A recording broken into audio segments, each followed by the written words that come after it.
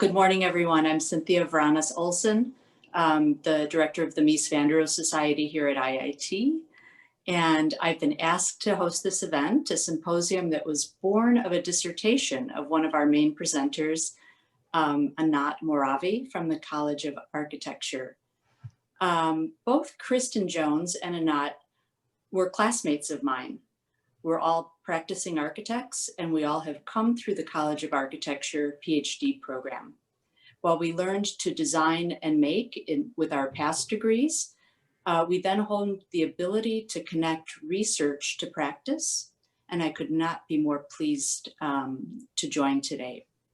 And this is really because I've always believed that there is a very important connection to be made between education and architecture. And here at this moment in time, given the virtual nature of our existence, there's this unique opportunity to discuss learning cultures and spaces and redefine the environment in order to provide excellence in collaborative learning while building on our legacy campus. So on this project, it has taken more than a year to put all of these pieces together and assemble today's program. And it began with Anat's original vision and her partnering with Brad Katz and Kristen Jones, together with Dr. Jamshid Mohammadi, Carol Amons, and Kelly Rourke from the Center for Learning and Innovation, and Ruth Schmidt from the Institute of Design, the team that was able to gather then key presenters dedicated to education and innovation, and they developed meaningful activities for us today to transform these ideas into action. So with this collaboration, my colleagues have defined three main points for the symposium: active learning, active collaboration, and active legacy, in order to generate this opportunity. Symbolically, it is this format and this virtual symposium today that can drive unique physical solutions based on cross-disciplinary efforts. It is now my great pleasure to introduce Peter Kilpatrick, our provost, who would like to share some thoughts with you. Thank you, Cynthia. First of all, I just want to thank everyone for plugging into the symposium today. I personally tried to exhort as many people as I could to actively engage in the symposium, and I did it for a number of reasons, but I think Cynthia articulated well some of those reasons. The focus of this symposium is on active learning and on active collaboration, and really what I would call dynamism in learning. And our university desperately needs this right now.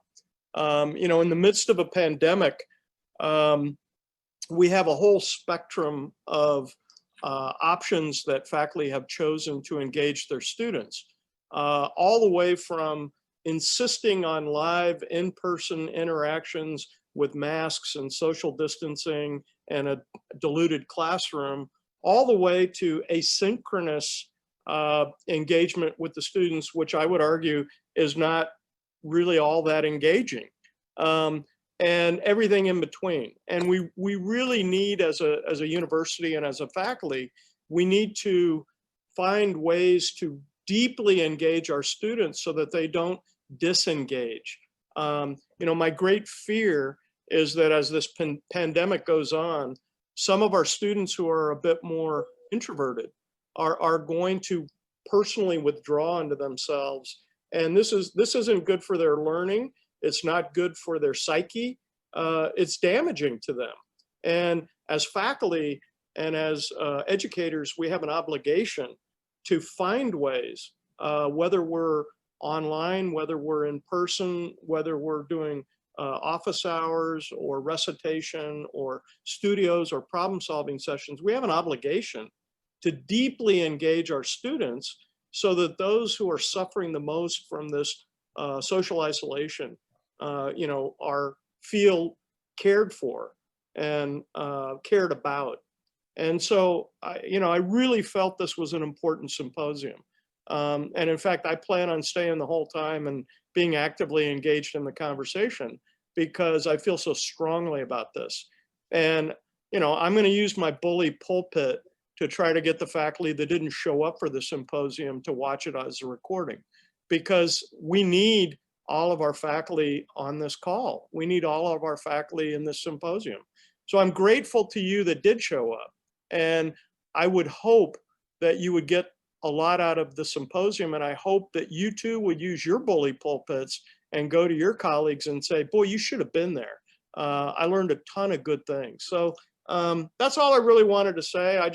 I wanted to put a punctuation mark on how important I think this symposium is.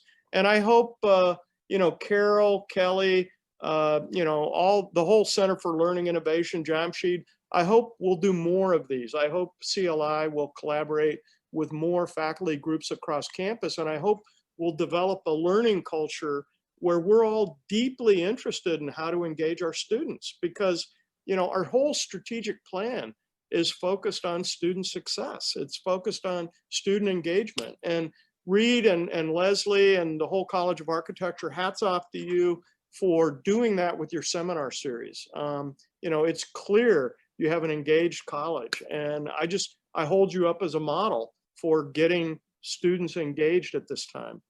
So with that, I'm thrilled to be here. I'm anxious to learn. I'll turn it back over to Cynthia and Kristen. Thank you so much, Peter. Your leadership and your words mean so much to us. And now I'd like to give the floor to other partners who have planned and developed this event: the Center for Learning Innovation, College of Architecture, and Institute of Design. Let's begin with a message, please, from Dr. Jamshid Mohammadi, a professor, Dean of the Graduate College, and Interim Director for the Center of Learning Innovation.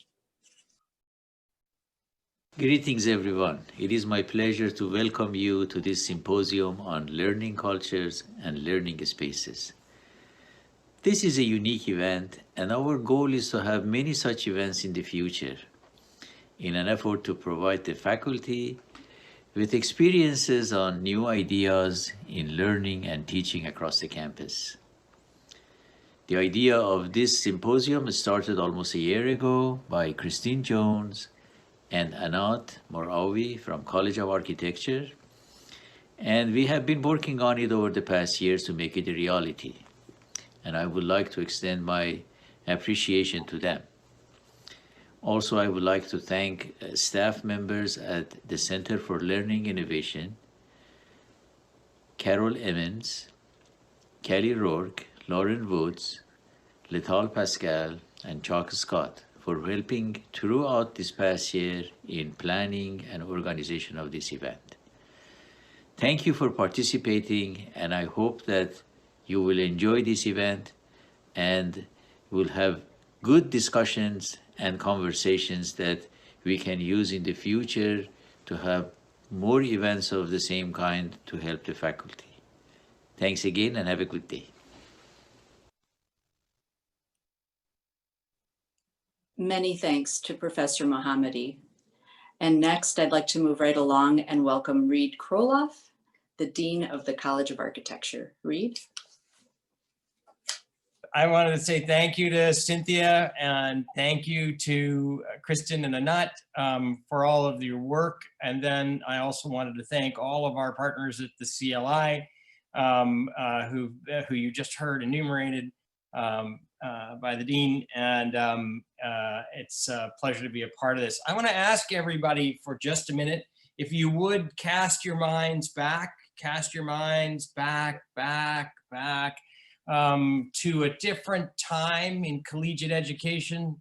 For some of us, it's easier. We've been around long enough to do this, and for others, maybe not. But I want you to close your eyes, put yourself in a large collegiate lecture hall. If it helps, think about collegiate Gothic, a tall room, narrow windows, hard wooden seats, a raked auditorium, and in the distance, some lecturer, usually a white guy, enunciating in stentorian tones about something for an hour, nonstop. And you're scribbling away and a notepad. If you're lucky enough to be at one of the desks where the little writing thing isn't broken, you might actually have some support. Otherwise, you're cramped and you're holding this thing and you're scribbling in your little book, looking up every now and again to see this person droning on about something. If you're really fortunate, that person's a great lecturer. If you're not, that person is someone like me who just goes on and on and on and hopes in quantity to make up for quality. And you're the person having to discern what matters in that endless stream of talk, hunched over and starting a whole series of bad habits about how you will learn for the rest of your miserable life like this. Now, I'd like you to cast yourself forward from that to something that the rest of the people on this call will understand. You're sitting in a chair designed by Bill Stumpf that rocks back and forth and has a relaxing fabric, a little thing in the middle of your back to support it. You've got a tablet in front of you or a keyboard, and you're listening to a talk by your local European intellectual, Vedran Mimica, who's telling you all about the latest exciting and dynamic innovations in architectural theory and design. And Vedran is regularly using some sort of interactive electronic device to engage your interest in the subject matter. And if you're 18 or 19 years old, that's very, very easy, and you're ready to be a part of that. And if you're older than that, it's mysterious and you're not quite sure how to get there, and you've got your little hand notepad and you're back in that lecture hall wondering what to do. Somewhere in that 40 or 50 year span is most of us, and how we learn and how our physical environment shapes that learning process. And today's exercise is meant to bridge that gap, is meant to pull from the tradition of learning and marry it to the new technologies that help us shape the learning process.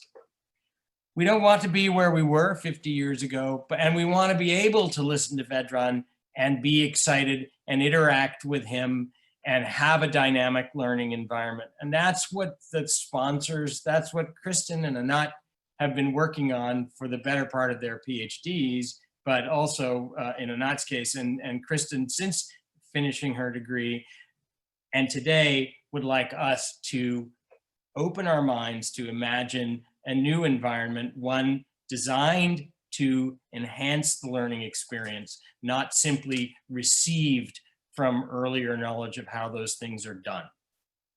So I'm excited to be a part of it today. I'm going to be working with my friend and partner, Dennis Weil, to help us listen to folks and maybe identify some concepts to discuss. And I hope that you all will have a marvelous time in this session. Anat? Thank you so much, Reed. Thank you. And finally, I'm pleased to introduce the other partner in this team, Dennis Weil, Dean of the Institute of Design. Dennis? Thank you, Cynthia. And I'm glad I'm following Reed because I can continue, my comments kind of continue on his comments. I have two things I wanted to share. One is an appreciation of this event as really an example of being a university. The provost talks a lot about being a university versus a multiversity. And I think this event organized by CLI, College of Architecture and ID is a great way to bringing that university to life. I think also that it has demonstrated two new ways to generate value. One is for the university to really figure out how to use the full power of design, the design power that resides at IIT. And Reed and I joke a lot about it. Architecture traditionally is about the built environment and loves to talk about the built environment.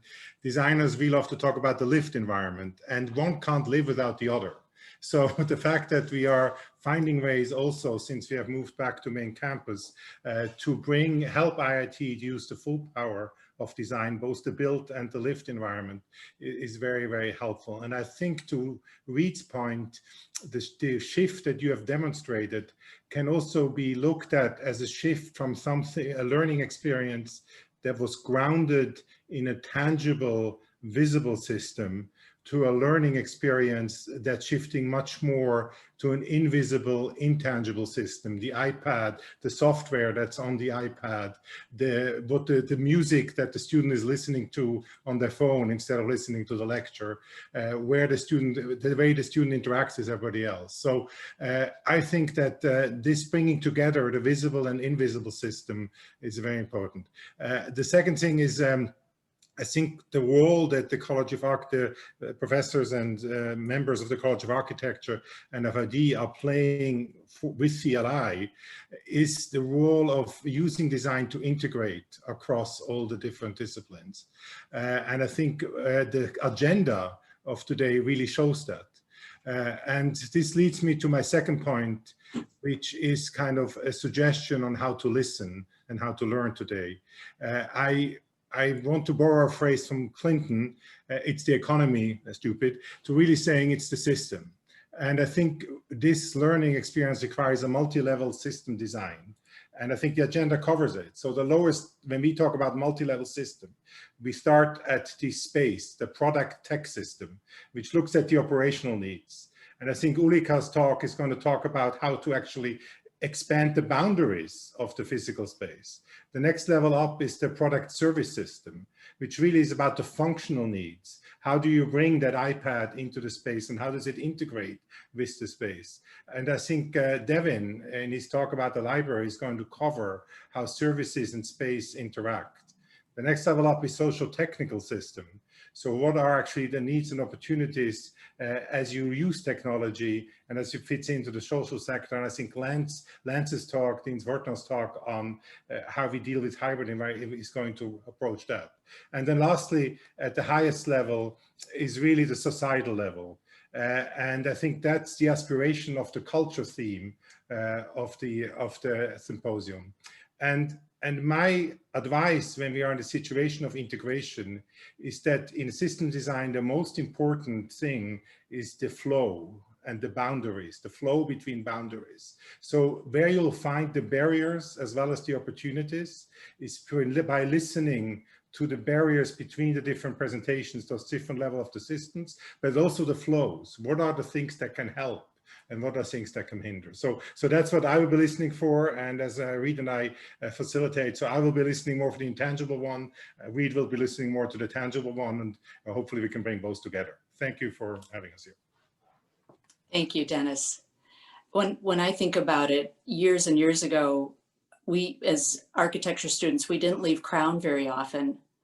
So now with all of this, thank you all for your vision and support in creating this active collaboration between all colleges and departments at IIT. It's great to have everyone's invitation to collaborate on this topic. We greatly appreciate it. So now a little bit about the structure. Let's dive right in. Just to brief you, we'll have an opening lecture followed by a two-part Pachakacha. There will be one 10-minute break in between those two sets of presentations. We thought it would be around 10:45. It might be a few minutes after that. And then following the second set of presentations, there will be a roundtable breakout session for discussion. And after that, we will reconvene and share ideas before wrapping up at about 1:15 today. During this symposium, we kindly ask you to keep your microphones muted unless you're presenting or unless you're in a breakout session. And also, please do be aware that this symposium is being recorded. Now I'd like to introduce our opening lecture, Why Design Matters, as delivered by our colleagues Kristen, Anat, and Ruth. And first, I'll just briefly tell you about them and their affiliations. Dr. Kristen Jones is a principal of the architecture firm Studio Integra. She's an adjunct professor and alumna of the College of Architecture, as well as a board member of the Mies van der Rohe Society. Ruth Schmidt is an associate professor at the Institute of Design. Anat Moravi is an architect, adjunct professor, PhD candidate in the College of Architecture, and she's a principal of the design within research firm, We Learn Israel. So with that, I'd like them to begin their presentation. Good morning, everyone. I'm Kristen Jones. Given that architects and designers have our own unique perspectives on how to approach spatial and cultural needs and which challenges are relevant to address, my colleagues and I kick off today's symposium with 3 distinct perspectives on active learning spaces. Because of COVID, we've all had to think about, more than ever, about the spaces we learn and teach in. At first, most of us were probably primarily concerned about technology, how to teach or go to school in a digital space, which equipment we should select, which apps to use, or even whether our classroom or technology would work. We were also concerned about safety and our health. Some of us are teaching and learning in entirely virtual environments now. Others are teaching and learning in hybrid environments. We've all had to adapt, and we're still adapting. We started planning this symposium before COVID, and thankfully, we feel that enough time has passed now that we can take this shared experience and use it to inform our current learning cultures and planning for future learning spaces. So when we talk about learning spaces, we could be talking about the physical spaces in which learning takes place, or the virtual environments we learn and teach in. It could also mean the platforms we use to communicate and share information and collaborate. Today's learning spaces include the classroom itself and much more. When we talk about learning cultures, some of the things that come to mind are our educational values and aims and how we put them into practice. It also implies norms or standards of practice in education, what's considered normal. Some of us are old enough to remember courses that were taught like this. It might be a surprise to some of you that this was not an uncommon approach to learning or to teaching. Active learning is an approach to instruction which is often contrasted with this approach, which was dubbed a passive approach, where the expert delivers information to novices. By contrast, active learning refers to any kind of instruction that involves the learner in the production of knowledge that was not already known. Usually it includes an element of discovery and is always intended to develop your own ability to recognize when you understand, when you need more information, and how you might go about getting it. It can take many forms and it can be executed in any discipline. It can involve problem solving, experiential or hands-on learning like this, or students collaborating in small or large group activities involving reflection, discussion, problem solving, and presentation. The so-called think, pair, share approach. A teacher's role shifts in an active learning approach from being an expert presenting knowledge to an expert facilitating knowledge. The teacher rather has to step back in order for the learner to step forward.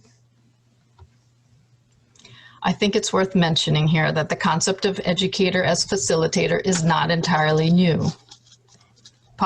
Proponents are popping up perennially throughout history, but probably the prime example is Plato, who wrote about the method used by his teacher, Socrates. He compared the approach to midwifery, where the teacher acts as a facilitator, helping learners deliver knowledge from within. Knowledge was not seen as something that could be handed directly from one person to another, but rather was seen as something, it was possible to pass on a spark, however, that might kindle the flame of knowledge, but knowledge must always come from within oneself. Fast forward a millennium and a half, And we could add many more names to the list of those who have contributed to our contemporary notions of active learning. In architecture, we also find meaning reflected in the places and spaces that have been used for learning over time. I'm going to attempt a brief sketch here, just a few touch points of how we've arrived where we are today with respect to learning spaces. Many of our ideas about education have been handed down from philosophical practices and have since evolved from those original notions of knowledge and understanding. The notion of learning for everyone, the democratization of education, as it were, at least in the West, begins with the sophists, Plato, Aristotle, and their early schools, which were based more on dialogue and ideas and less on a specific place. Here, I've also pictured Confucian and Vedic scholars, all of whom are learning and teaching outdoors.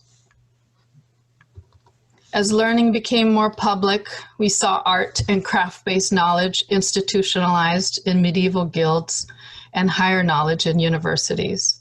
In Europe, the first universities were established in Bologna, pictured here in the middle, and in Paris up top. There was also Oxford. As modern science flourished in the age of discovery, supported by the advent of the printing press, we began to see grand spaces devoted to the production and presentation of fine arts in education, as reflecting their growing importance in culture. Along with the grandiose scale, you can also see the nostalgia for Roman and Greek form, pictured here in the École des Beaux-Arts in Paris. What I've shown here as a fourth wave, centered on the Industrial Revolution, we see new building types and architectural expressions reflecting new ideas, like the Bauhaus in the center, the open air school in the Netherlands, and Crown Hall, that are all breaking from the neoclassical molds, expanding the horizons of architectural innovation, questioning and critiquing everything. Transitioning from the 20th to the 21st century, we start to question the effects of global industrial capitalism on humanity and on the environment. In architecture, we see, well, in all disciplines, we see inquiry and problem-based learning on the rise, both within active learning classrooms and reaching out to our communities. In architecture, we are dealing more and more with projects focused on global citizenry education and sustainable development. So if learning spaces have become a multiverse of physical, virtual, and intellectual spaces, and learning can occur anytime and anywhere, we have an opportunity here to rethink and extend and reimagine students' learning environments.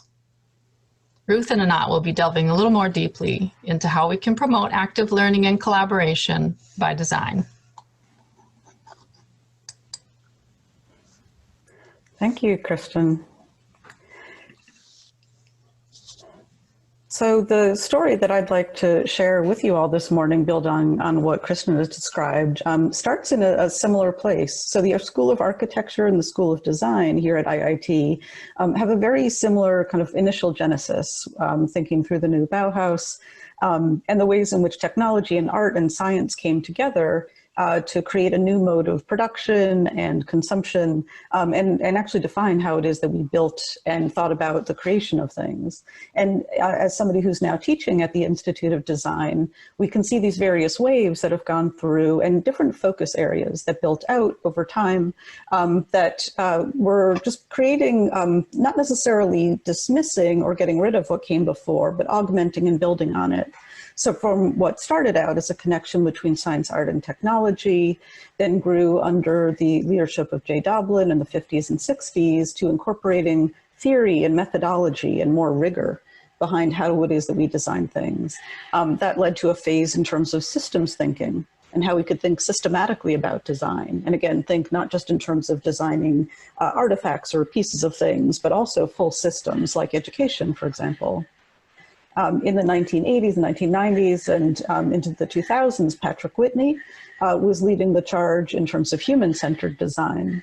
And now we have Dennis Weil, who just introduced us a bit earlier, who's now taking us into even more terrain. So how design considers equity and behavior, and even thinking about futures. So this has been this evolution of design that's built on itself. And as we think about design and design education, and recognizing all of these parts and pieces that have contributed, we can then take a little bit of a broader view. And this is the Kaplan Institute, where the Institute of Design is now situated.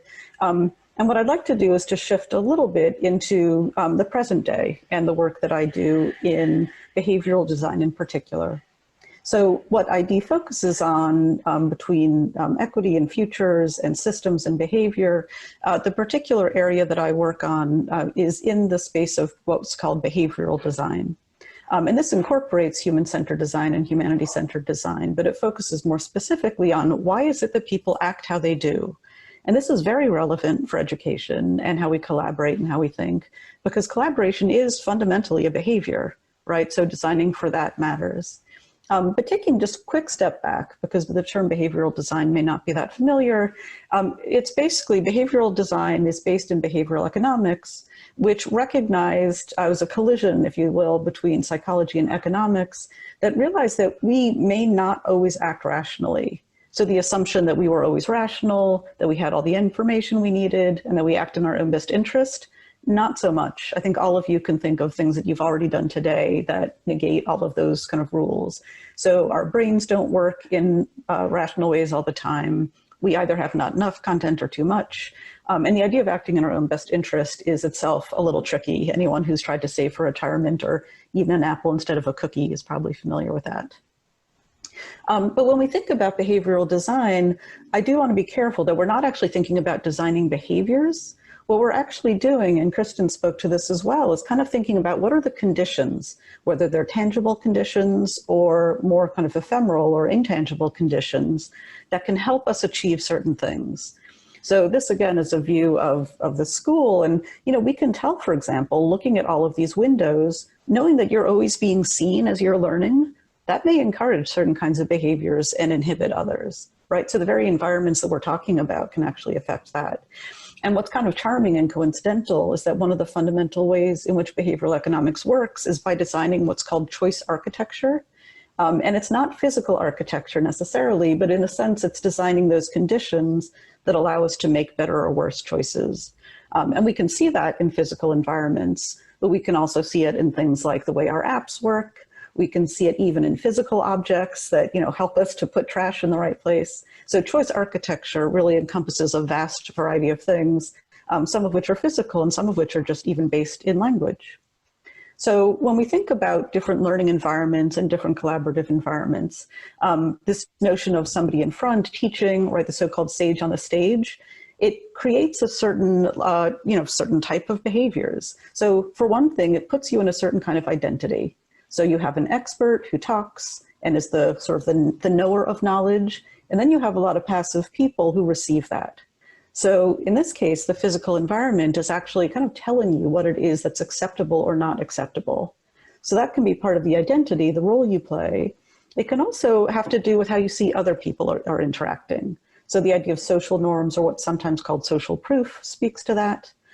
We also bring our old experiences into any new experience. So what we think is the right thing to do or the right behavior is often informed by what we've seen function before. So if you're familiar with, teacher up front, kids in seats from school on up, collaboration can actually feel quite different. And it's something that you have to almost like unlearn in order to learn.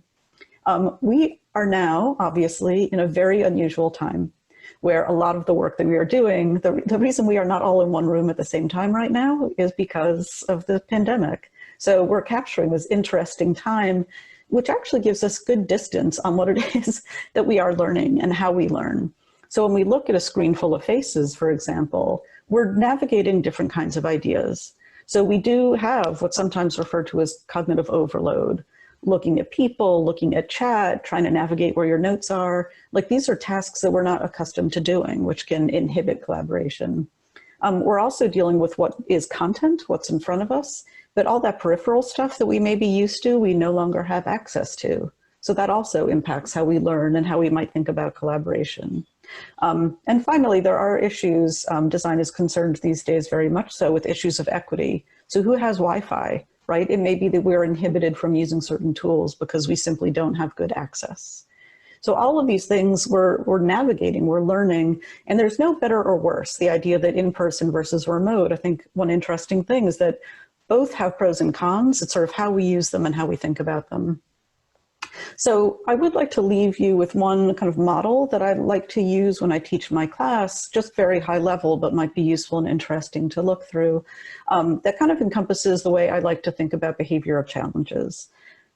So when we think about context, where each of us sits, who we are, what's important, what are even the stories we tell ourselves about the role that we're supposed to play. Human-centered design absolutely encompasses context. We have to understand where people are and where they're going. We also have to, when we're thinking about designing learning and learning spaces, is understand what's going on in somebody's brain. How are they actually navigating all of that information? So this is where that idea of cognitive load can be an issue. So finding ways to simplify structures or to create more structure can be valuable, or salience, which is making things more prominent in our minds so that we're not trying to navigate everything all at once. So that's another place I like to focus when I'm thinking about designing for behavior. Uncertainty is very interesting. If you can identify what people are uncertain about and alleviate that, that can be enormously valuable in helping them to relax and interpret and actually move forward on what they're trying to do. And looking at things like what they're referring to can help with that.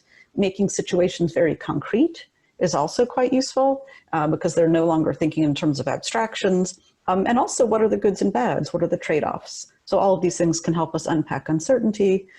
And then finally, what helps with action? So there are all sorts of things where we know we should, we kind of know what to do, but we don't take that final step. Behavioral design is all about taking action. If we want to promote collaboration, for example, what are the things that might be in the way? Where are barriers? Where is friction? Or where might we even need to remove friction in order to help people? Ownership, making people feel like they're in charge, they're in control, is incredibly important to helping people feel confident. And then creating incentives, not financial incentives necessarily, but helping them realize the benefits of taking action can also be useful. So I wanted to help sort of share this and present it partially to help us to think about how we might bring design, but in particular designing for behavior. If we consider these 4 areas, it can help us design environments and spaces and cultures which are much more likely to result in the kinds of behaviors that we are looking for and hope to get.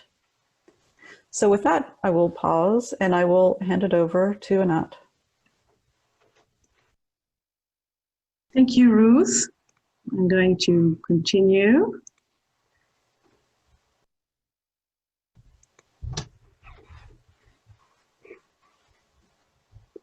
Okay, so we know that design does matter. In this part, you may find some useful terminology that you could take with you to the roundtable session, actually. We do understand today, as Christine and Ruth mentioned, that learning is not linear. Education is evolving into a more dynamic experience while taking into consideration how we learn and ways to enhance students' and teachers' collaboration, motivation, and creativity. We are moving from being passive and collecting dots to being active and connecting dots. More new paradigms are influencing the domain of education. Learning and creativity empower economics. The culture approach, together we are better.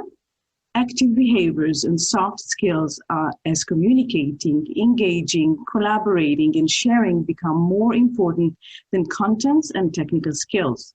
And design of space matters when we refer to the learning in the 21st century. Moreover, according to Dr. Tina Silling, a defined culture and the right habitat are part of the innovation engine. So in fact, we are talking about hosting. In our case, space is hosting and can empower learning cultures. Space reflects the culture of the domain it hosts. So if we are talking about learning culture that promote controlling private and formal cultures, spaces will be more rigid, closed, inverted, and fixed. But if we go for more informal and public and spaces and cultures that promote social and emotional approaches, we will find more flexible, open, and human-centered design.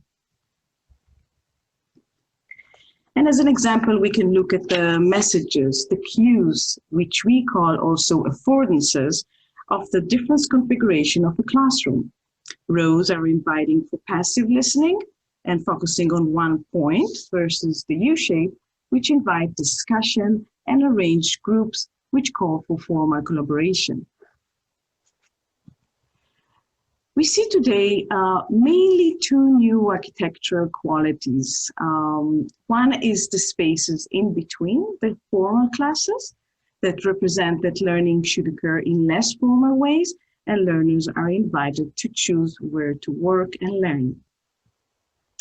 And the second quality is the visual relations, represents that learning is a public domain and support visual learning, visual thinking, and more importantly, promote emotional and academic connections. Analyzing new and innovative learning environments results in finding two major, clear, and contradictory messages.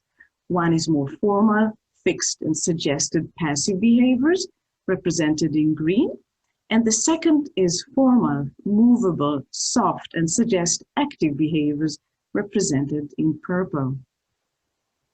We definitely need some spaces that invite passive behaviors, and those usually have fixed elements and strong cues.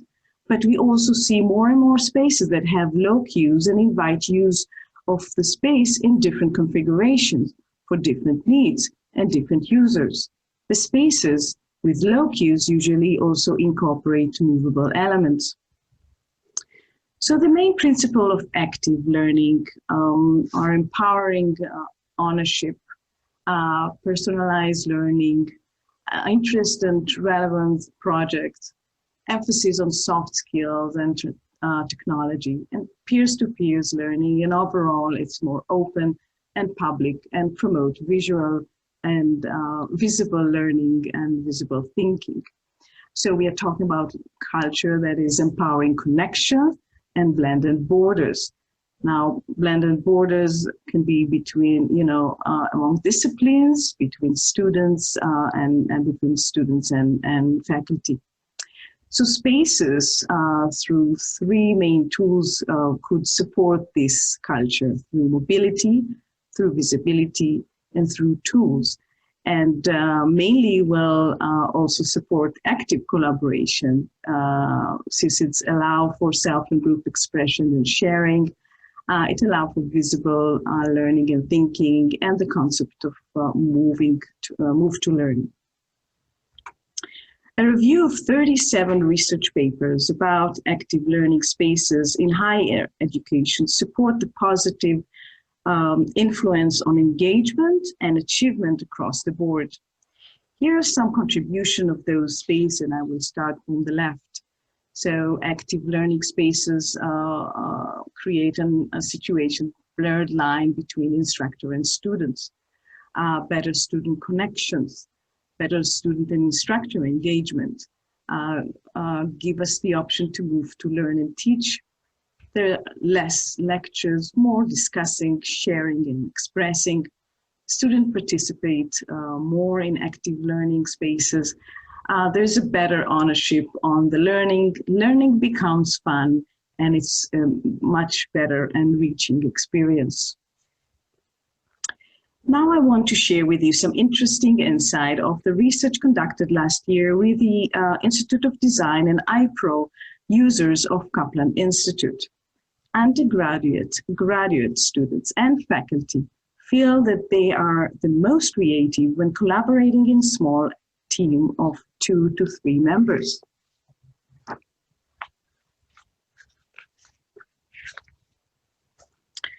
And to be active and collaborative, students and faculty express 4 major things. They need open and quiet spaces, plenty of electrical outlets, and analog expression tools like writing walls.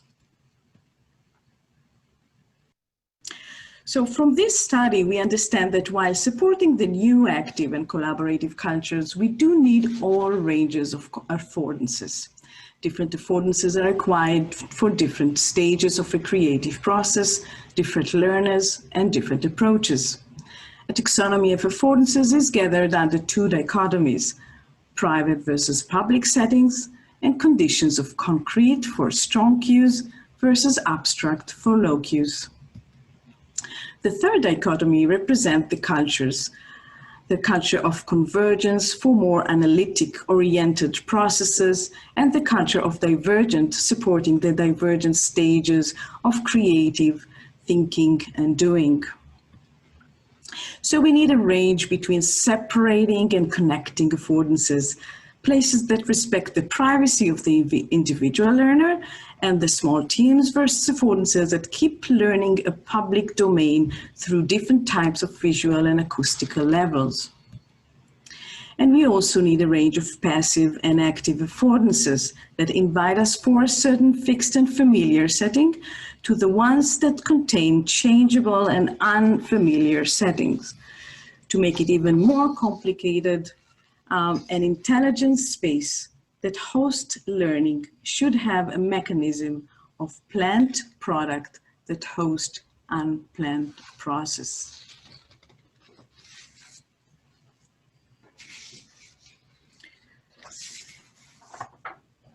In summary, intelligent spaces should provide fixed, passive, and convergent culture spaces as anchors, along with networks of active, divergent spaces with flex, fluid, and free settings. In summary, we face today a new relationship between architecture, design, and education. While we need to design some familiar anchors, we also need to make most of the spaces for the unplanned, new and creative processes in learning. And also it can help us actually in times of pandemics. Today we will have a wonderful opportunity to hear from different directions about learning, cultures, and space through 8 Pachakuchas discussing innovation together, culture of well-being, space as an empowerment, libraries as reflection, space in digital times, culture of entrepreneurialism, models for engineering, and how to lead innovative pedagogy through space. Enjoy. Thank you, Ruth. Thank you, Anat. With that, we'll now begin our Pachakucha sessions. Hopefully you enjoyed that opening talk. We'll begin first with institutional supports for active learning and culture at IIT by the Center of Learning Innovation staff. Dr. Carol Ann Emmons, Director of Learning Research and Practice, who has a doctorate in psychology. Kelly Rourke, Director of Educational Technology. And Dr. Lital Paskar, our new instructional technologist who holds a doctorate in communication studies.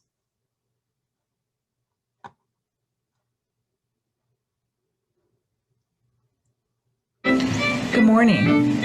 I'm Carol Emmons, and I'm pictured in the middle of this slide, along with my 2 co-presenters, Lital Paskar on the right and Kelly Rourke on the left.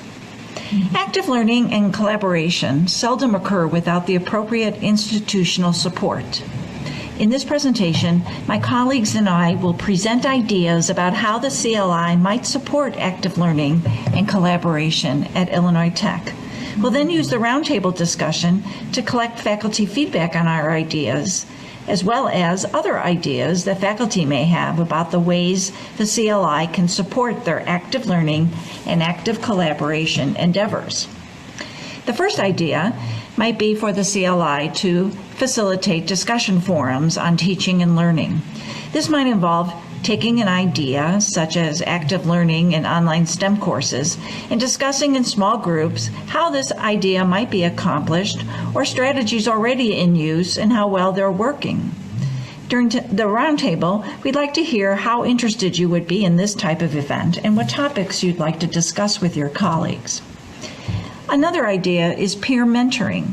This might involve pairing junior faculty with more experienced faculty who are considered strong teachers and providing the pair with a schedule of interactions, sort of like the freshman 15. We think faculty might find this useful because it formalizes and structures a productive relationship that might not occur spontaneously. The CLI might also sponsor a lecture series. This might include 3 to 5 speakers over the course of the semester from both inside and outside the university to talk about best practices in teaching and learning. During the roundtable, we'd like to hear how interested you are in this and what topics you'd like to hear presented. And then there's facilitating a research group.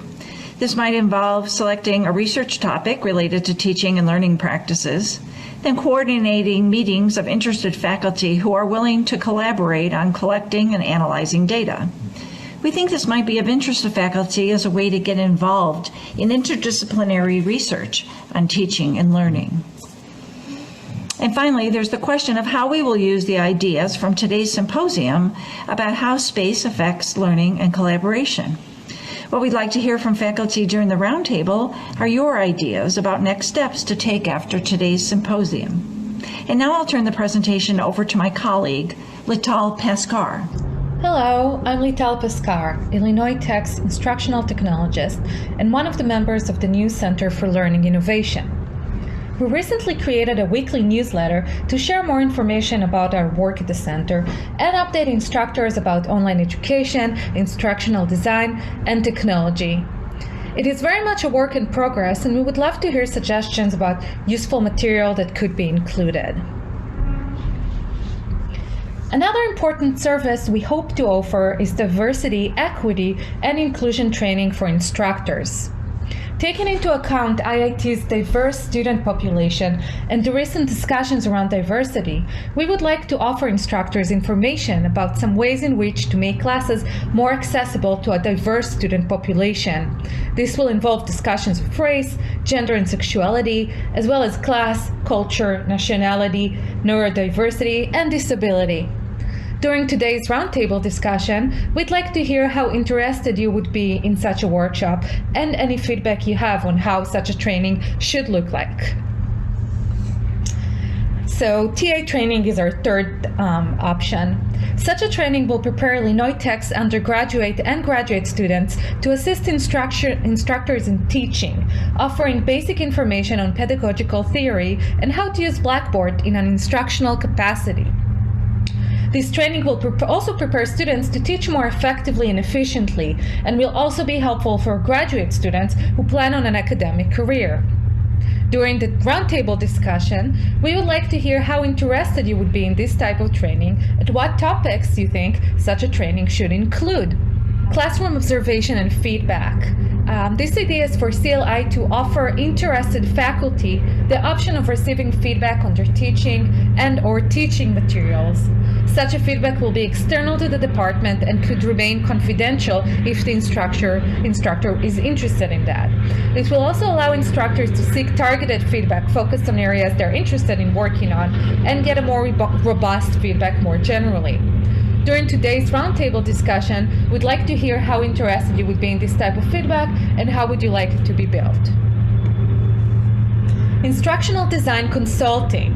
Instructors could schedule a consultation or a series of consultations with an instructional designer, which will help them to think about how to structure a course. This can be useful when designing a new course, when improving an existing course, or when adjusting a course to a different format, such as moving from teaching face-to-face to teaching online. During the roundtable, we'd like to hear if you think such a service would be helpful and under which conditions. Knowledge base. This might involve an online knowledge base that is accessible to IIT's instructors. It will include 3 kinds of materials. First, materials created by CLI for the instructor's needs. Second is links to articles on relevant issues that were published by other publications.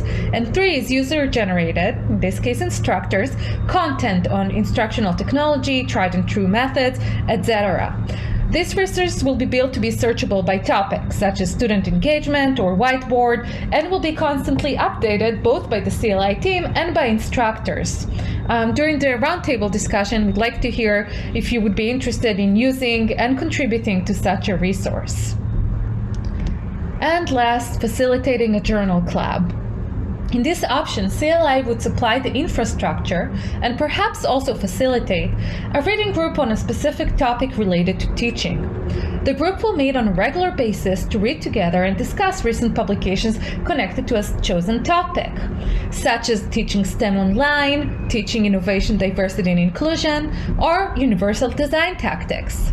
During the roundtable, we'd like to hear how interested you would be in this type of event and what topics would you like to be included in such a group. I will now turn the presentation over to my colleague, Kelly Rourke.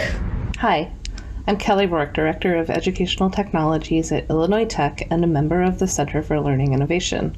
We recently created a website for the center to explain who we are and what we do.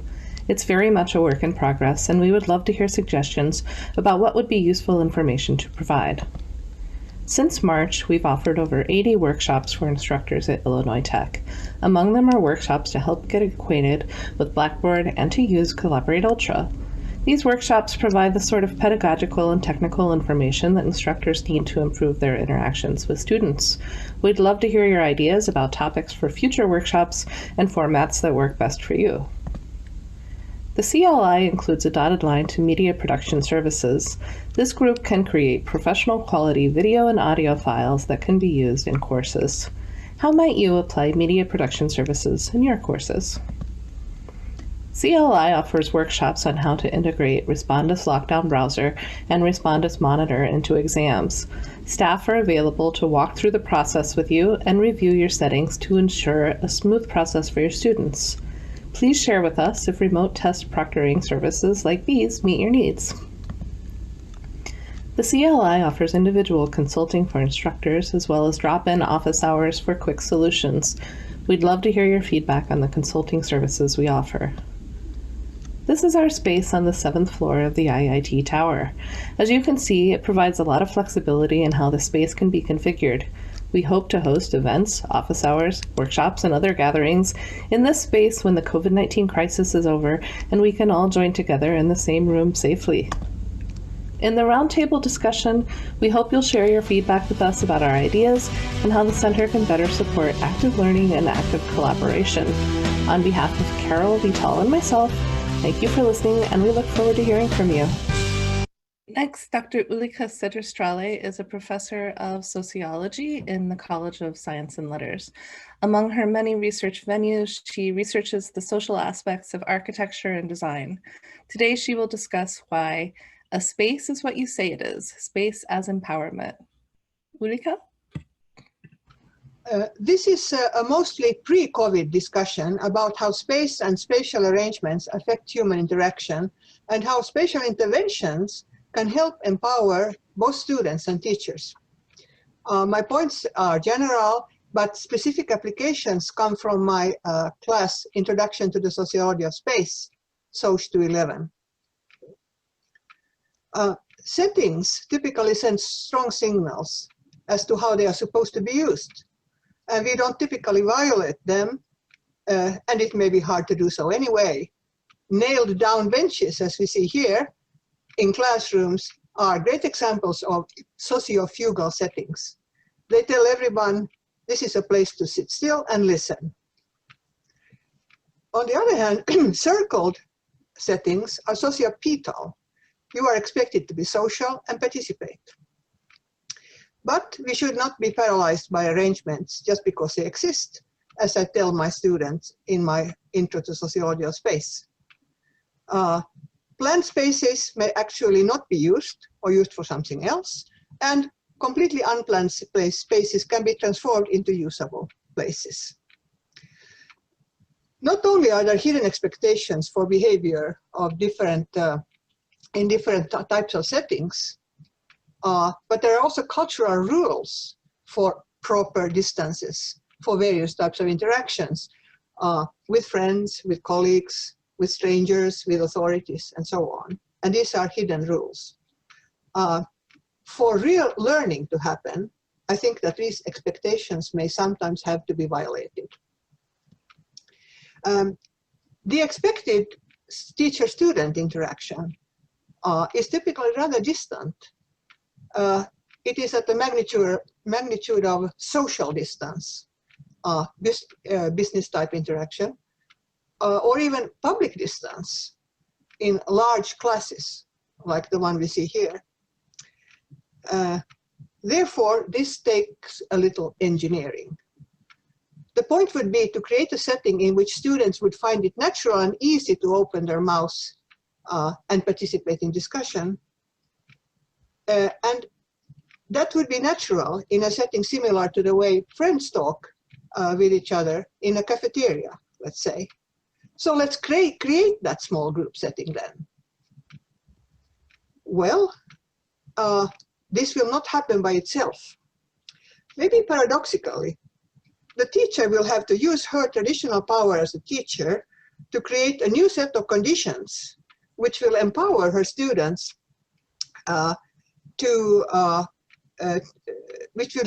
which will empower her students. She needs to act as a catalyst for students.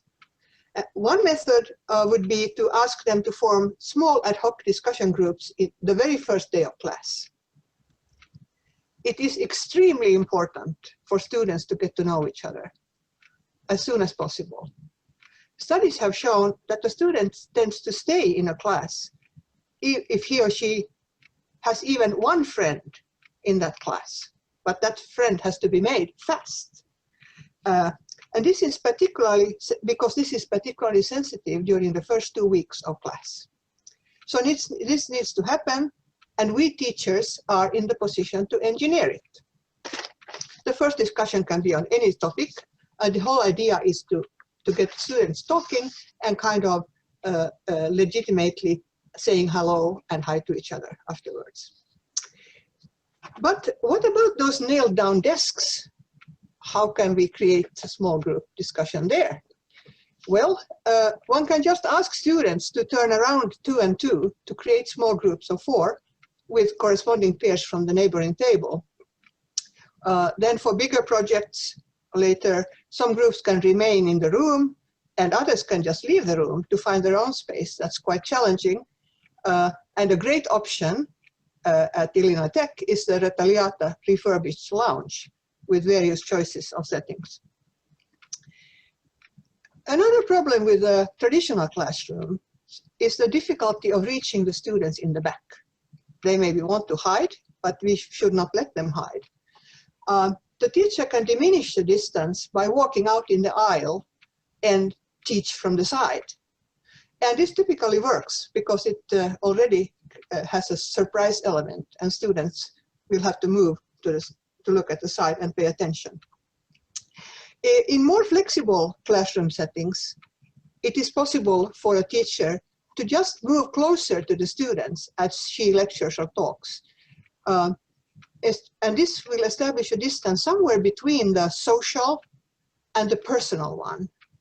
And this will empower teachers who like a more informal classroom atmosphere because of the expectations of the kind of interaction taking place at this kind of distance.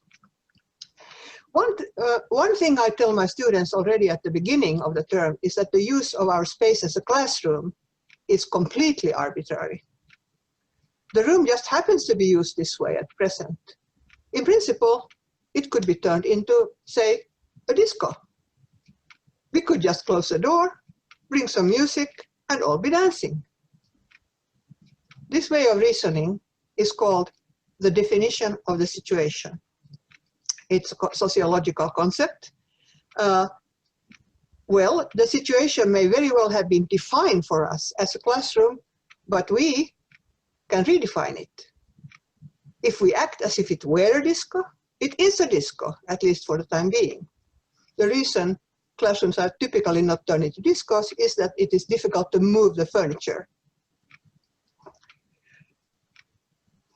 The point is best brought home by letting students demonstrate this to themselves in their final projects.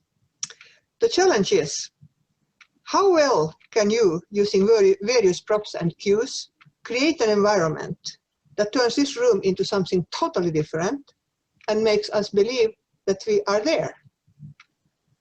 The room could even be totally empty if needed. And this is how our class has been transported to exotic restaurants, various countries, a gold digger's den, an alley with homeless people, and an art gallery, among others. And here is for your analysis, a smuggler's cove environment. What are the cues here? But let's take another look at the definition of the situation. It can be seen as an empowering message. Space is what you say it is. But what if we try the following? What would it take to turn something into a classroom? We don't turn a classroom into a disco, but a disco into a classroom. I mean, but something else into a classroom. What exactly is needed? And what exactly is needed now in COVID times? Kids at home, what we know is that kids at home badly need working desks of their own with the discipline and symbolism this conveys. And this is now happening across the United States, thanks to a fellow called Dave, who was recently interviewed on television about his initiative. After his initiative on making desks for kids, volunteer groups everywhere in this country started mass producing desks for their community's kids. Now, who knows what consequences this new definition of the situation is going to have?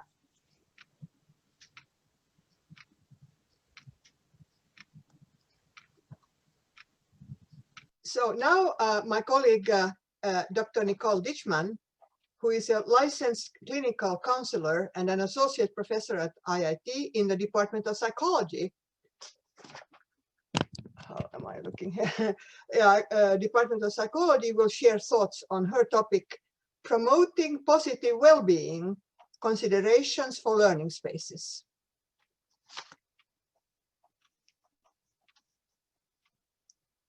Hello, my name is Nicole Ditchman from Psychology, and today I'm going to be speaking about positive psychology, and specifically aspects of well-being. Although my background is not in design, I hope this talk can be useful for raising questions about how we can foster well-being as we consider the physical and social aspects of learning spaces. Positive psychology is a scientific study of strengths, positive traits, and positive experiences that enable individuals and communities to thrive, and is based on the notion that we are motivated to develop into our best selves and reach our maximum potential. Positive education is an extension of this field that focuses on teaching skills and creating learning environments that encourage students to reach their full potential and promote positive emotions, resilience, engagement, and sense of meaning. Research indicates that happier students pay better attention, demonstrate more creativity and innovation, and have greater levels of community engagement. And now more than ever, it is crucial to promote student well-being amid the rising rates of depression in young people and the increased stress experienced due to COVID-19. Well-being is multifaceted, and it's important to consider how space might impact specific aspects of well-being. Martin Seligman, one of the key founders of positive psychology, conceptualizes well-being and happiness as consisting of 5 core elements: positive emotions, engagement, relationships, meaning, and accomplishment, referred to as the PERMA model. And this is a useful model to apply when thinking about learning space and culture. The first element, positive emotion, has an obvious connection to happiness and includes aspects of pleasure, satisfaction, and enjoyment that can come from activities and settings that are fun, stimulating, and intellectually challenging. Positive emotions are helpful for undoing negative ones, such as offsetting stress from a challenging day. As we consider learning space, we need to consider how we can create and encourage spaces where students can engage in pleasure and enjoyment. We can teach them skills to recognize emotion and identify strategies, including spaces, that can foster positive emotion. For example, we might ask students to map out a beautiful day on campus. We might talk with students to learn more about places and spaces that they find beneficial for mindfulness, restoration, and pleasure and enjoyment. There is robust evidence that a connection with nature improves our happiness, health, and productivity, and nature can have restorative benefits as well, and enhance desirable characteristics such as empathy, compassion, and learning. In fact, there are studies in younger school-age populations that simply having access to unrestricted views of nature are associated with higher test scores. This is a picture from a classroom I am teaching in this semester. I've been teaching in the class for over 6 weeks now, and it just occurred to me this week that there were blinds I could open. Even the students hadn't realized we had windows, and just simply coming to this realization, pulling up the blinds, led to a more positive atmosphere and elicited smiles and statements of appreciation from the students. Engagement is the second aspect of well-being. When we are living in the present and entirely focused on the task at hand, this is referred to as flow. During flow experiences, we are so intensely focused on what we are doing that time seems to stop. Think about activities that lead to flow states for you. Think about spaces that are more conducive to achieving those flow states. How can we help the university community members find activities and environments that are conducive to flow? Keeping in mind that this is different for different people. For example, for some, flow can occur when with other people, but for others, primarily when alone or in a serene setting. How can we teach students skills and recognition of how they can be intentional in seeking out environments for optimizing flow? The third element in the PERMA model is relationships. Relationships and social connections are crucial for meaningful lives. Creating classroom and instructional activities that help students develop respect, cooperation, connection to others can help with development of a sense of social and emotional competence and feelings of belonging. How can courses and spaces be used to enhance relationships and social connections? How might physical or virtual classrooms be used to foster opportunities for group work, peer collaboration, sharing of diverse perspectives, and fostering sense of community? This might relate to culture of classes that encourage student interaction, as well as space considerations, such as how classrooms are arranged and class size. It's also important to consider to what extent our space is welcoming. Are spaces physically accessible and easy and safe to access? How can we optimize noise, temperature, or arrangement of space to promote full engagement and learning and promote social interactions? Next, we have the element of meaning, or having a sense that there is a larger purpose to life and connecting with something bigger than oneself. The pursuit of an engaged and meaningful life has been shown to be more predictive of overall life satisfaction than the pursuit of pleasure, and can be an effective barrier against depression. Positive education strategies emphasize personalized motivation to promote learning. College students describe engagement in making real and valued contributions as an important pathway to promoting their well-being. How are our learning spaces connected to meaning for students? Often meaningful contributions may occur more so outside the classroom. For example, engaging in service learning experiences or projects that have real-world applications in communities.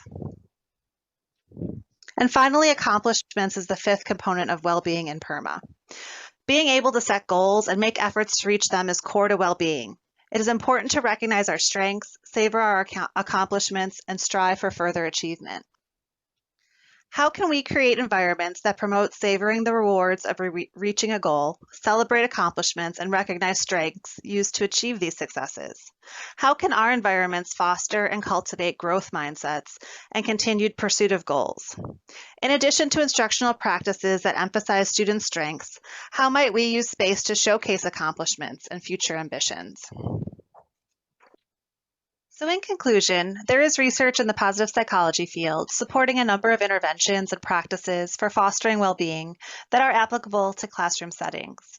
And spaces themselves indeed have potential to promote well-being and psychological flourishing, flow, creativity, productivity, and relationships, although more research is needed in this area. It's particularly important to gather perspectives from diverse students and users because space can be experienced differently by different people. As we re-envision learning spaces, I hope we will take into consideration the multifaceted nature of well-being. Let's consider how space can facilitate enjoyable activities, connections with nature, provide places for engagement and flow, foster meaningful social relationships, offer a visual representation of accomplishments, inspire us to set high goals, and provide context for meaningful contributions. Thank you. I would like to welcome next Evan Savage, Dean of Libraries at Illinois Tech. He will be presenting on the library space as a reflection of changes in learning culture. Hey, I'm here to talk about library spaces as learning spaces. And libraries continue to be a hub for information for people, but they also increasingly contain digital media centers, digital scholarship centers, information commons, makerspaces. And what does that mean? Well, libraries are a place, an informal learning space, in which students in particular work, study, and socialize. They have changed over time from being a very, books and shushes sort of environment to being one that's very technology-oriented, collaborative, and noisy. As we see students' habits and their challenges shift, should note it's not just about technology needs or, collaborative spaces, but this shift isn't total as we see them work and study outside the classroom. Well, again, what does that mean for us? Traditionally, libraries' mission was about the books, the size of the institution, the building, the creation and preservation of that. And it could be very inspiring, but it wasn't very people-focused. So what is our current mission? Well, it's about people. It's about serving as an ally, as often an unconditional ally to students to help them find, use, and organize sources, but it's also about the student success, student learning outcomes, and are they succeeding? So we recognize that our user assessment is necessary in order for us to realign our mission, our activity. Old measures won't do. But what becomes most important to us is, are students succeeding, and, are we supporting that? Moving beyond more should lead us away from old measures like gate counts, head counts, title counts, and customer satisfaction is still helpful, but not indicative. So really, it's about assessing the student use of spaces to help us better understand the student learning outcomes, but also student engagement.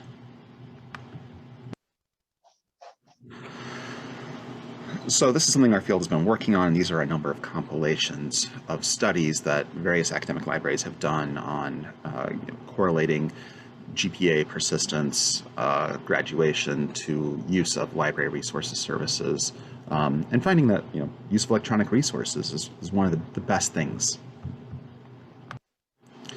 But there's also been some very interesting ethnographic and observational studies done, which has revealed a number of things in the way that students like to study, like how they like to come in and settle down for a while. They like to study in individual and in parallel and in collaborative context in library spaces. And I could write a whole paper on this tableau, but the important thing here is that we have to kind of keep an eye on the intended use of spaces versus the reception. And there's no incorrect use of space. Students will take, any kind of affordance with the space they can find. But students do come in with certain challenges. They come in anxious, they come in with information overload, they come in with inequalities, and the different learning styles. But most importantly, they have basic needs, both basic technological needs and basic, food temperature needs. And one of the ways we try to address some of this is, we try to make furniture more mobile, but we also try to use things like this power tower in the middle and provide these to students so they can move power closer to the spaces they're going to use. We try to make spaces that'll work for multiple uses. And at Northwestern, I did a number of studies on this. And one of the most interesting ones I did was this furniture survey, in which I asked students whether they would sit here or whether they would study here. And I got very different answers on those uses. But I also got, a lot of confirmation that, temperature control, lighting, power, Wi-Fi, those are important. I continued some of this work at Galvin Library, and this is one example that I tried to do of looking at the uses of different services or spaces, and really finding that students come into our spaces in order to use our electronic resources. And that was one of the strongest correlations that we found. And we've changed a lot of things, but even before I got here, from trying to serve as a mausoleum with books, to a more active center that's more mobile. But we've also changed greeting at the door and relaxing our food and drink policies to be more welcoming. Of course, with success comes more challenges. More people means more crowds, more noise, more demands on Wi-Fi and power, and more clash of learning styles. People, students really do split kind of evenly between wanting to work individually, collaboratively, or in parallel. And there's some things that have helped, been very helpful with this. Zoning guidance is one thing I would say is good not to be flexible on. Give people spaces to be quiet and spaces to be noisy. But there's a great example of a case that used potted plants and seating that didn't face each other to maximize the use of seating. Now, a quick note on the impact COVID has had on us. Of course, we had to pivot a lot of things online. We still have some spaces open, but we're serving more as a safety valve than as our traditional role as sort of a community hub. And that's been hard. But looking to the future, we still want to inspire, we still want to organize and provide access to the world's knowledge for our students, but we have recognized that we need to support all of our student groups and understand the different ways that we can support them. And with that, I'll leave you with a list of reading and sources that I mentioned, as well as a list of the images that I used. But I just want to thank you for the opportunity to talk to you about what we in academic libraries are doing to continue to understand our users and their learning spaces. If I am reading my schedule correctly, that this is where Dennis and I are going to step in for a few minutes and try and help elucidate some of the issues that have been brought forward in the first set of Pachakacha or Pachakucha, or we just need a new name for this, the short presentation style of conferencing. It's just much easier to say TED than it is Pachakacha, Pachakucha. So in these presentations, I personally am seeing several overlaps, but Dennis, do you want to start with a question or a comment? Yeah, I think so. Reed and I were using the Jamboard to kind of collect ideas and trying to connect bridges. I think the original setup by the three organizers kind of identified four themes that I think we heard coming back all the time. One is the idea of empowering the student, and what are the different ways of empowering and engaging the students. Goes back to Socrates that Kristen brought up, or the spark. How do you find the spark? The second one is a clear recognition that it's beyond space. It's a multiverse that needs to be provided. I don't want to say designed. It needs to be created and provided, not just a space. The third one, back down to even to the most recent example of the plant on the table, is behavioral affordances. How these are so important. so that you can now suddenly have two people using the same table because the plant is in between. But also the recognition that it's very often irrational behavior, it's psychological, all the positive psychology aspect. And fourth, I think, is flexibility. This idea of nailed down desks don't work anymore, and I think we don't have that anymore. But how can we actually encourage flexibility and use flexibility? So I think those are the four themes that I heard throughout. They were set up originally by the original presentations, but I think brought a lot of examples to life throughout.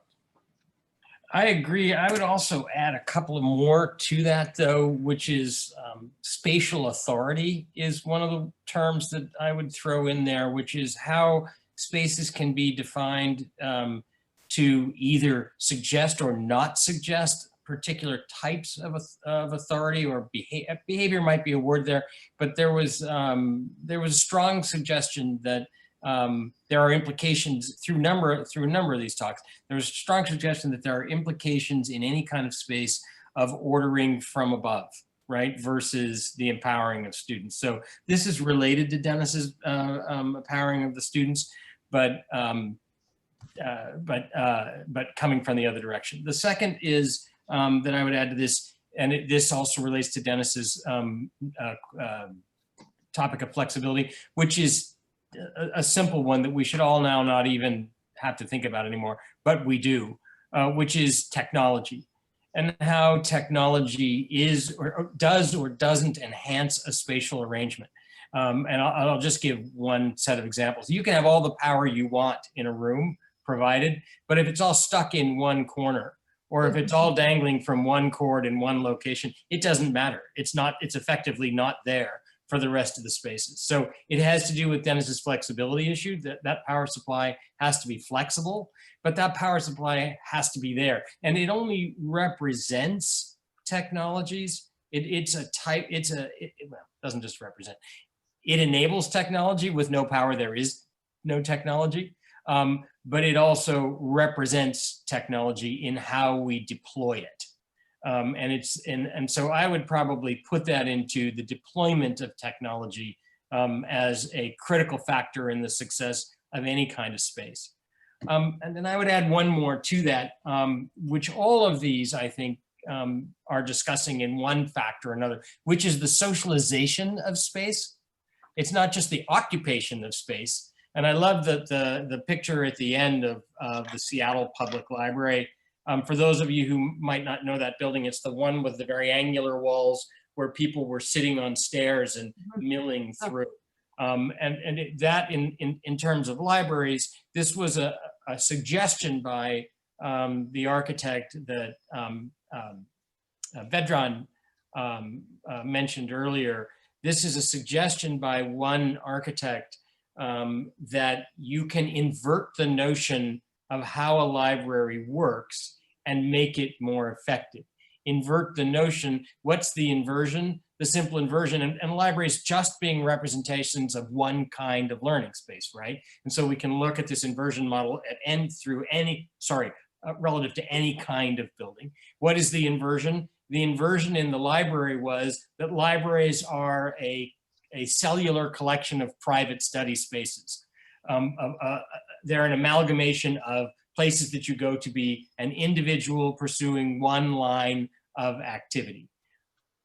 Kohlhaas's notion on this library was absolutely not. These are public interactions from which you then can depart for individual activities or looks, but you start as at the center of the conversation, right? You start with everybody present, and you are the conversation builds from that generative moment, right? So these are now, Dennis and I have identified six different ways to collect the information that we've been given today, all of which have strong fit, to my mind, all of which have strong architectural or design components. And I'd like to land on one of Dennis's and spit it back out. What we'd like to actually do now for about 10 minutes is engage in conversation. a general conversation for everyone. And then we'll hear more talks. We'll hear 3 more talks. Well, sorry, for everyone. Then we'll take a break.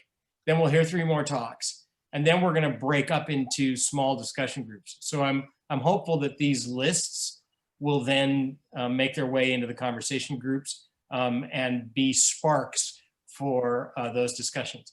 So I'd like to start with one of Dennis's summary points, which was the issue of beyond space, right? And the suggestion that this is about more than 4 walls, a floor, and a ceiling. And what do people think about that? What are some responses to that? I knew you would, Kim Sauce. I knew you would. Can we recognize? I'm not sure how to. I'm working the controls here a little bit myself. So Dennis, you just have to unmute. You just have to unmute and speak. So Kim, jump in. I actually said something quickly about in the chat box about this. Devin and Reed both sort of nodded to Seattle Public Library. And if you do a little reading about that project, the architect, Rem Koolhaas, and the team he worked with, they engaged users very deeply, which I think is a big part of how pivotal that library design was and how effective it is in the program. So again, it sort of harkens back to the whole discussion here of engaging with users, meeting where they are, and figuring out what they need. But it's more than that, Kim. I'd challenge you just a little bit on that in a happy, friendly way. It's actually forcing them to think about something in a different kind of way. Because when you wandered in that library, or Will Bruder's library in Phoenix, which is actually a better library than the Koolhaas library, but not as effective as a social gatherer or a social cohering space, it asked users to reconsider what a library was. You weren't to walk in a grandiose hall and then find yourself next door in a giant reading room, being very quiet and pulling your books off the shelf and studying. It threw all that away. There is no reading room in Koolhaas's library of that type. The reading spaces are all generalized. And yet when you get to them in Koolhaas's library, they're quiet. People get it. They read that cue and they get it and they go back to quiet work. Anyway, so I'm just throwing that back at you just for fun. So Okay. I have actually another comment on that. I think the Seattle Library, which is now 12 years old, I think actually, so I completely obviously agree with you as a centerness, but it's also a framing issue. And I think the Seattle Library to me is no more the best example because it still framed the role of a library still relatively narrowly. It inverted how it delivers it. I think the best example nowadays is the Oslo Library, or at least the most recent one, which has really actually reframed the library as a community center. Yeah. My question is, how would you reframe a classroom for a university or a class space? Let's not call it a room or a class, because I think the more we make it bigger, and I think that's what Devin meant a little bit in the library, is what else could it be so that it enables more modes and more experience. Dennis, that's great. So that's in a sense a piece of the inversion notion is the reframing. It's a better, smarter, more adaptable version of inversion. So let's have some comments on that.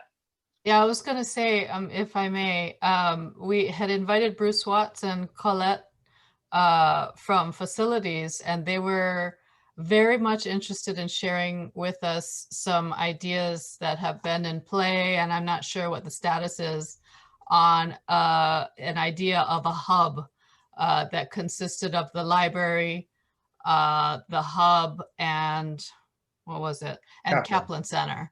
Right. So these ideas we know are in motion to create energy around these spaces. So I don't know if Peter can speak to that or anyone else. Yeah. Yeah. So the whole idea is turning the Western axis of the campus into a student experience center and integrating notions of making, gathering, collaborating, learning, just, and all student initiated.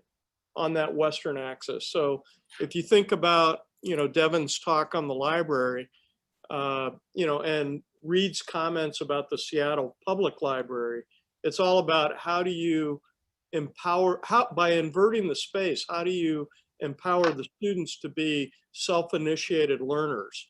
And then, as the students engage individually and in small clusters in self-learning, how do they then gather to collaborate on bigger projects or bigger learning enterprises like, big lecture halls, big iPro Day in the hub, big events, big social gatherings, and then all the way to doing, the Kaplan Institute.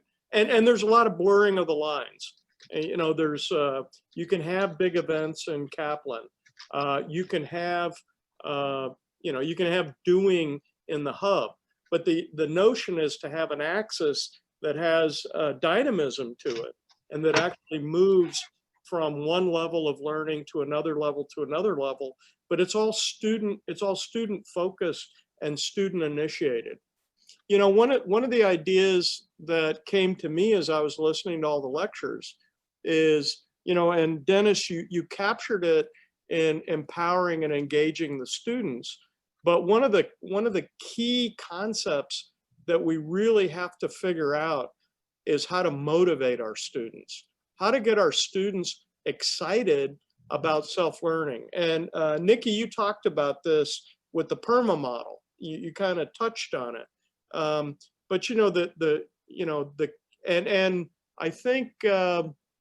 I think Kelly and the group that did that talk at the very beginning, or it might have actually been in the very first talk, they're kind of blurring together for me.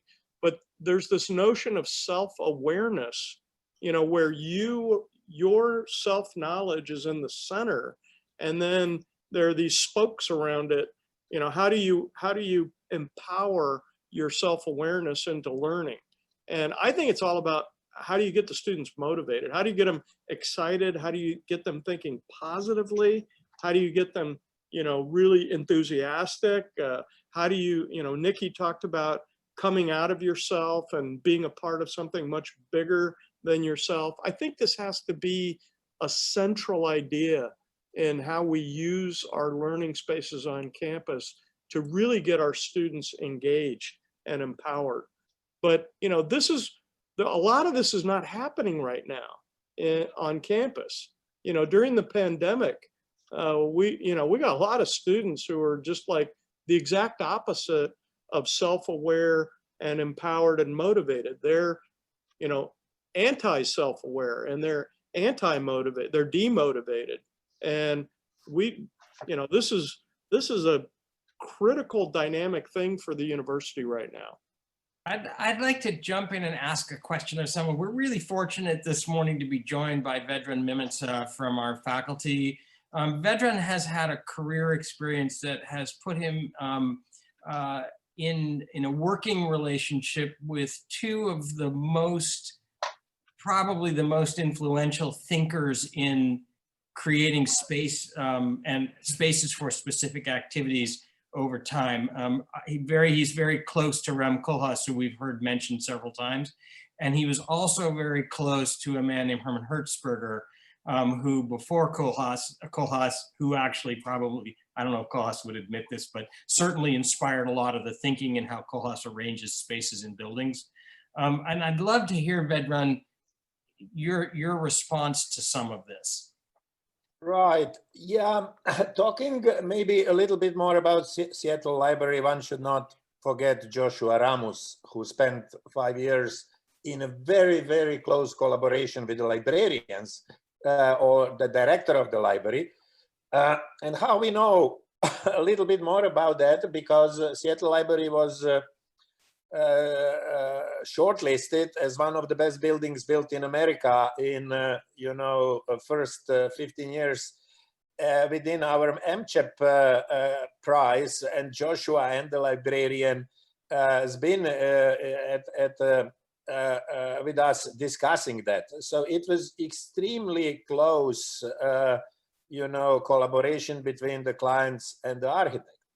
But where actually this, shall we say, Dutch, you know, architectural discourse from Hertzberger to Koolhaas is going is basically about the creation of what Rem would read from Russian constructivist, which is a creation of the social condensers.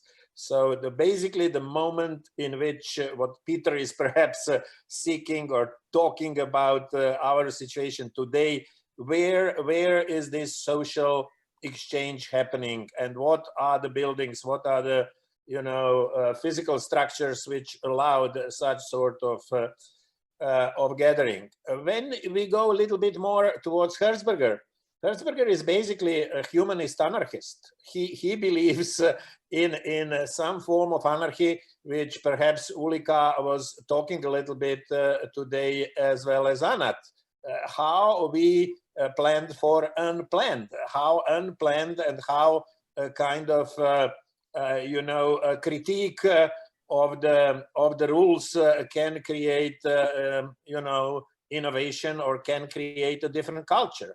And then Herman would believe, if you going through his Montessorian background, if you allow the total freedom, that will, you know, within the students generate a total commitment and responsibility, which is obviously utopian utopian idea from the end of the 19th century, beginning 20th century, where actually Maria Montessori presented her first classroom in a world exhibition in San Francisco, 1905. So in a way, if I may say, this discussion is so incredibly critical, not only in relation to the pandemic, but in a relation for us to understand what could be these new ecologies, if I could use this term, ecologies of learning and ecologies of development of the purpose for the university as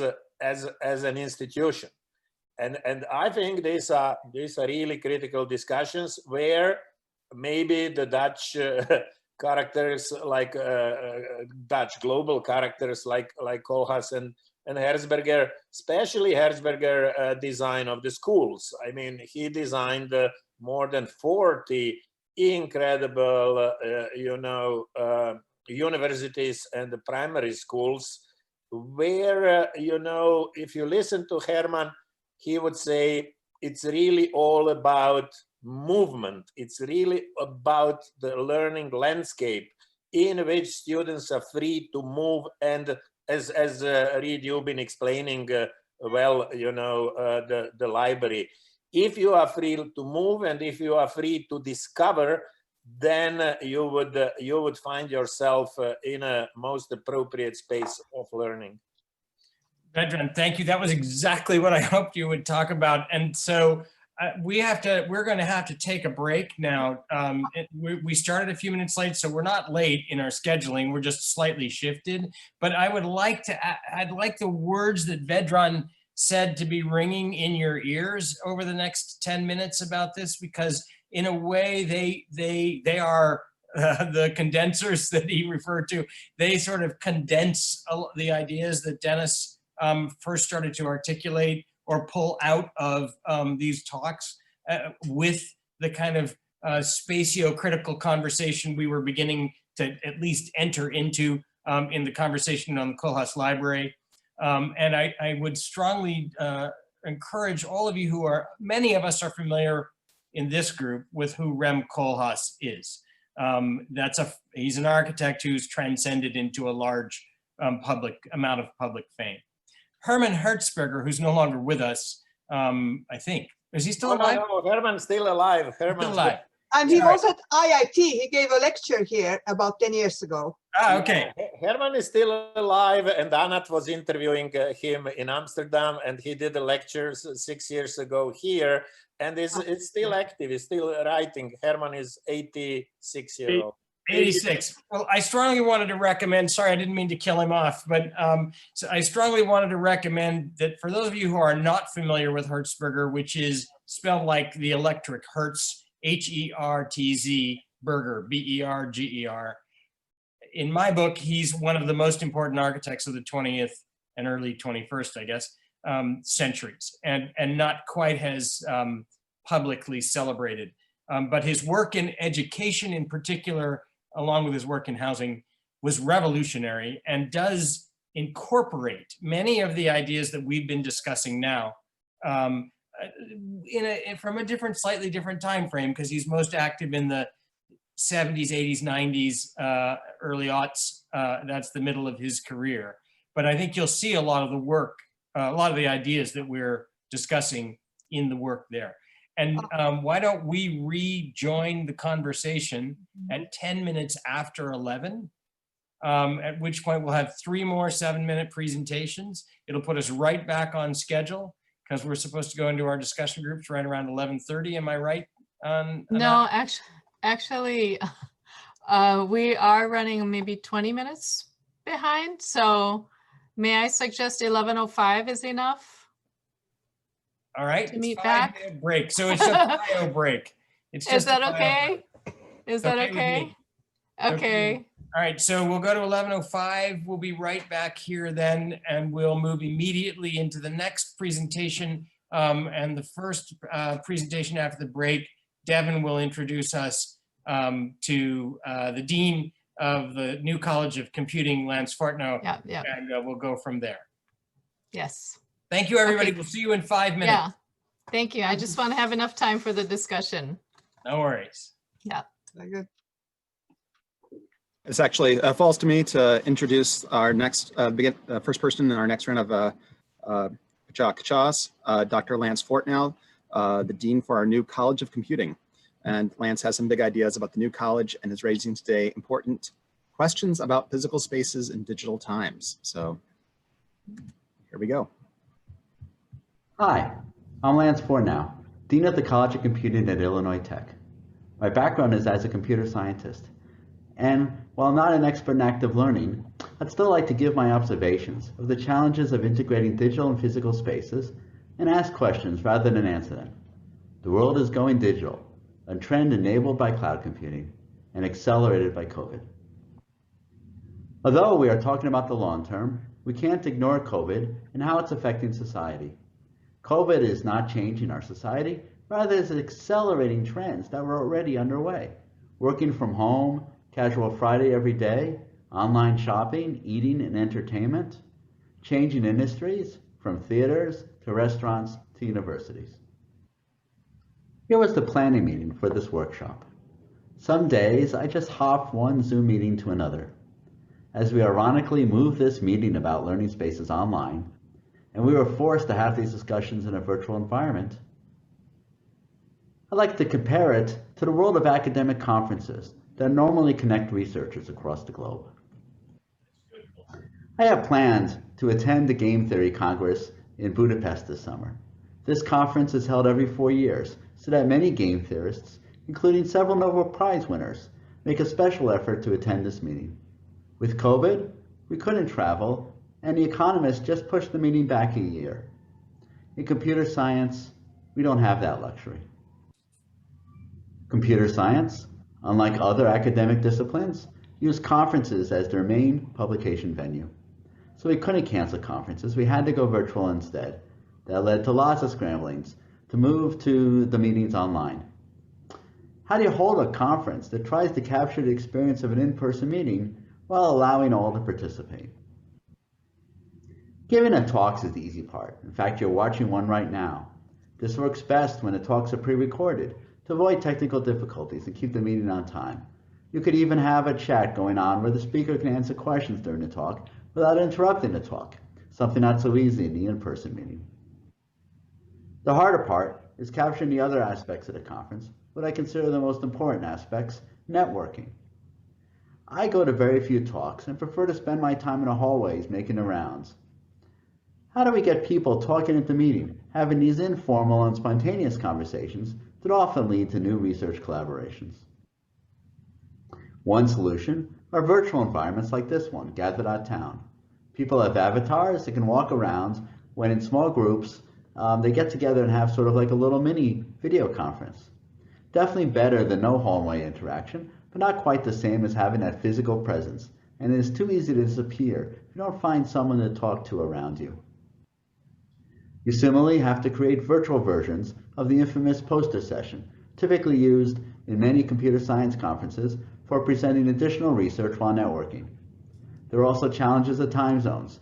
Even if we have researchers from California and France, that gives a small window of time when both can attend. Worse if we throw Asia in the mix. Of course, we could just suffer for a year and go back to the old in-person meetings once we get vaccines next spring. But even pre-COVID, we were seeing a pushback among computer scientists from all this conference travel. It could cost thousands of dollars to send a student to a conference so they can give their talk and list this conference publication on their curriculum vitae. There's also new pushback for environmental reasons. Can we afford the carbon footprint created by several hundred researchers flying across an ocean to attend a conference? Now that we have seen that virtual meetings can work, how do we justify the time, money, and environmental destruction to go back to our old ways? That takes us back to the classroom. We were forced to go online, quickly right after spring break. In the summer, we learned our lessons, we were able to provide a stronger online experience. For example, the Applied Math Department created a virtual tutoring environment to provide students with extra help for those who needed it. In the fall, we started online and moved to a mixed model after campus opened with some in-person courses, some hybrid and some online. The hybrid classes in the College of Computing quickly dwindled down to just a few students on campus. Students, for reasons not really yet clear, generally chose to take the class online instead of in person. We'll likely have one more semester to try to get the right balance between having students participate in on-campus education activities while keeping a significant online presence to protect students, faculty, and staff until we get a vaccine for this virus. How do you make students feel that they can get value from coming to campus without shutting down the online options? Come fall 2021, assuming we have a vaccine by then, will we all go back to the way it was? Unlikely. Students who have seen the power of some online education may insist that we continue in that direction, especially in comparison to the traditional lecture format. We need to create a learning space and culture that encourages students to be part of the on-campus experience. Which is why I'm talking at this workshop. But we do quite a bit of online education as well. We have been in the past, particularly to students abroad or for those who have a full-time job looking to upskill. Can we replicate the active learning experience in a virtual setting? The breakout sessions of this meeting might suggest some ways to make that happen. How do we make better use of current technology? Use virtualization to create an online design and laboratory experience. Use machine learning to provide students a personalized educational experience, and catch students early who are having academic or personal challenges, all while protecting students' privacy and accessibility. Technology doesn't stand still, so we must continually evolve. Virtual and augmented reality will blur the lines between virtual and physical space. Home 3D printers and CNC machines will allow students to create the tools to design and experiment at home. The University of the Future might not be tied at all to space or location. We also need to worry about the technology gap. Already those without proper computer equipment or internet access cannot keep up with the online aspects of our classes. As a university founded on the principle of providing students of all backgrounds meaningful roles in a changing technological society, we must ensure that they have the tools to do so. The University of the Future will be a mix of physical and virtual spaces. Illinois Tech was an early leader of long-distance instruction, and we must again be the leader in this brave new world, provide our students with the resources and the thinking needed to succeed in a society becoming more digital with every generation. Thank you.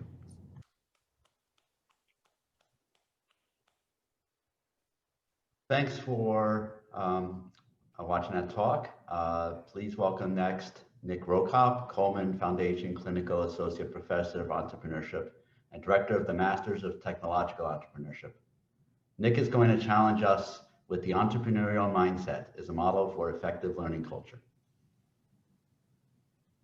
Innovation and entrepreneurship are integral to a university environment, which is made up of numerous learning spaces. In the conceptual, the mind and the network. In the digital space, online and tools. And its physical plant, the campus and the community. Chuck Swoboda's book, The Innovator's Spirit, subtitled Discover the Mindset to Pursue the Impossible, I found recently. I will use the chapter headings of the book to frame the culture and learning spaces and provide examples of each.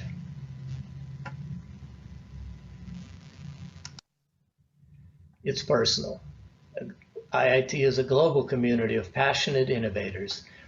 We'll explore how learning spaces impact young minds to become accomplished professionals, making a difference in the world. Illinois Tech has a strong history of invention and innovation, and our learning culture and spaces help students reach their full potential.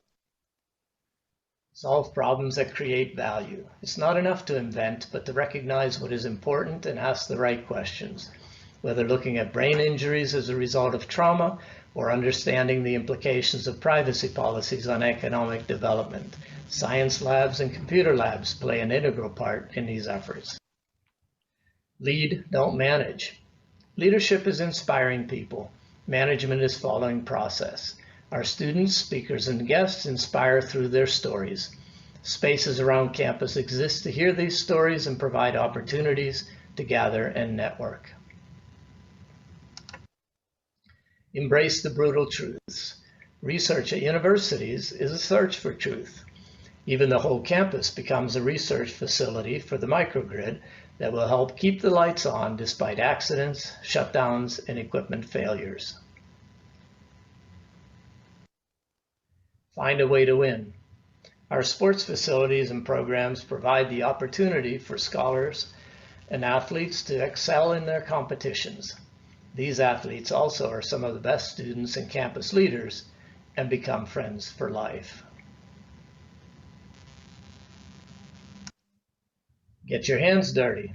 The experiential education is the cornerstone of our undergraduate iPro program and the Master of Technological Entrepreneurship. Facilities like the Kaplan Institute and access to the local community provide hands-on opportunities that build soft skills and effective networks. You create the future. AI, quantum computing, virtual reality, the Internet of Things, driverless cars, massive impact, and social justice are all leading research and application opportunities in our various learning centers and are being commercialized in support of our faculty and students. Solve the customer problem. Collaborative workspace is a key to the Institute of Design's focus on human-centered and life-centered design. Ethnographic research illuminates customer behavior and leads to useful insights.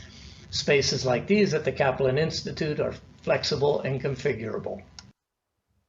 Do what they say you can't. Student founders at Omnipointment started their company in a campus hackathon freshman year, found early customers, raised funding, sold their company, and worked for the acquirer. They then finished their degrees and are working for great tech companies eyeing their next startup opportunities. Be unafraid of failure.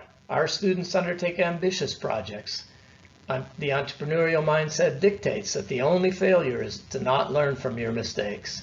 Everything is part of the process. Our alumni and friends tell stories of resilience in speaker series, one-on-one mentorship, and seminars.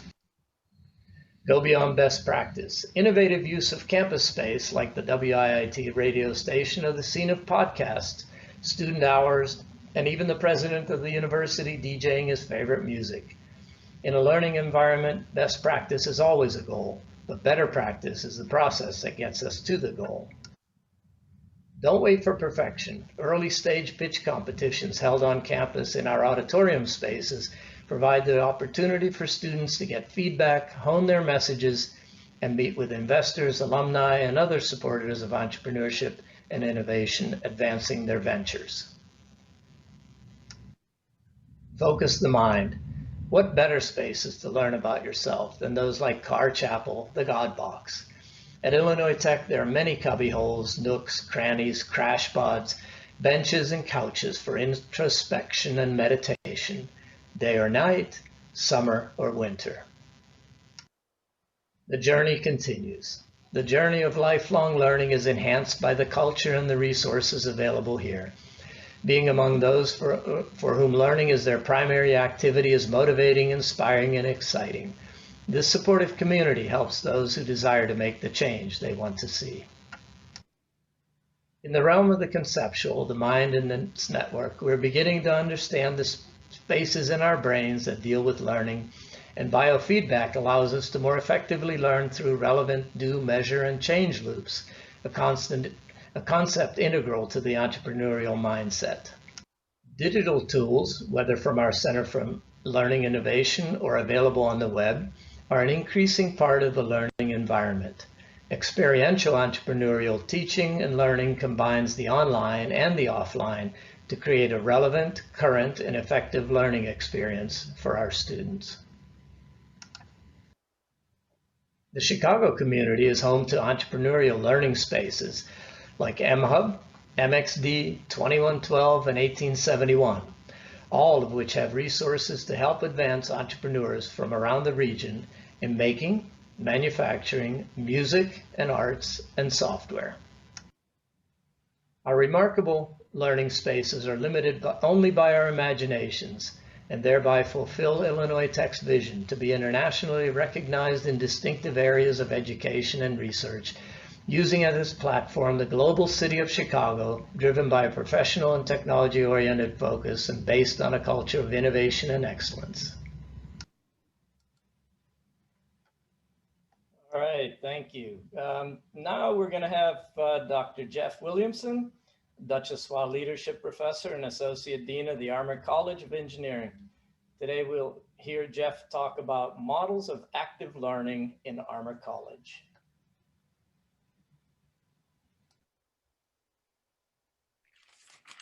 I spoke with a selection of my Armour College colleagues known to implement active learning. My goal was to gather examples of their practice, find out views about instructional spaces, and hear what the challenges are in doing this successfully. This is what I learned. Before beginning, I want to say that most of my discussions took place only several months into the pandemic and with everyone still reeling a bit from the spring lockdown. A lot has happened since then, with all of us learning to deliver education in new ways. So let's look at some examples. Back in the 1990s, before iPro was a required course, Paco Ruiz in mechanical engineering wanted, quote, to have an engineering class in something comparable to an architecture studio, unquote. With a grant from the Department of Education, he developed the Invention Center and offered classes with about 20 students focused on project work, dealing with prototypes, patent information, and economic issues. For many years now, Mark Snyder in civil engineering has students solving problems in class following a scaffolding he created so that they think through problems like an engineer. Group problem solving is the norm, and discussion is encouraged. Some problems are required of everyone, but some are created by the group. What mechanical engineer Matt Spenko likes best is the short exercise that involves getting out pen and paper and doing something. Students have to engage and think. Typically, he assigns these as individual exercises, and he wanders through the classroom to support the students' work. Electrical engineer Mahesh Krishnamurthy cites the wealth of opportunities to use computer tools like Raspberry Pis or Arduinos to enable hands-on work in class. With groups of 3 or 4 working with these devices, a lot is possible, he says. Exploration is important for the class environment. In a typical 75-minute class taught by Javad Abazian from chemical engineering, he calls on about a half dozen randomly selected students to comment on what they learned in the previous class. About 30 minutes is spent in this type of interaction. Abazian employs software that he developed to select the students and also to track and measure their participation throughout the semester. Abazian's homeworks are team-based, and every member of the team is responsible to know the solutions to every single problem. Those students who are called on, randomly, do not get any credit for the homework submitted by the team if they fail to answer correctly. As part of his efforts to get students engaged in the learning and teaching process, Chemical Engineering's Fuad Taimur asks students to become movie directors. He brings 5 topics to class. Groups of students have 30 minutes to develop a 1-minute-long video on one of the topics. To get his students to engage in group work while holding everyone accountable to participate, biomedical engineering professor Keigo Kawaji employs a technique that is 2 phases. In the explore phase, students work together to solve a problem. Then, in the convey phase, every member joins a different group to share what's been learned. So what about the spaces in which class is held? Paco Ruiz says that the best space is lab-like and moderately messy. He sees the idea shop as a good space in which to provide his kind of instruction. Regular classrooms with rows of seats don't work, he adds. Eduarda Corradi del Acqua teaches architectural design for architectural engineering students. She says, regular classrooms don't have a group-centered structure. My classes need space where groups of 6 to 8 students can meet collaboratively. A large table to gather around is ideal. While she notes that Crown Hall's open space is well suited to this type of instruction, her class is in Architectural Engineering's computer lab, which has a big table plus the necessary software tools. Fuad Taimur states, the typical classroom doesn't facilitate partitioning the class into groups.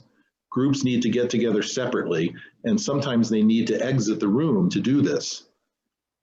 In a similar vein, Mark Snyder says, traditional classrooms do not support group work and place the student in a passive sit for 50 minutes to try to learn.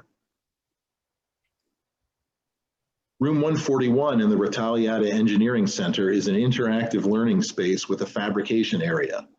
This facility is used by Matt Spenko for open-ended lab exercises in MMAE 232, Design for Innovation.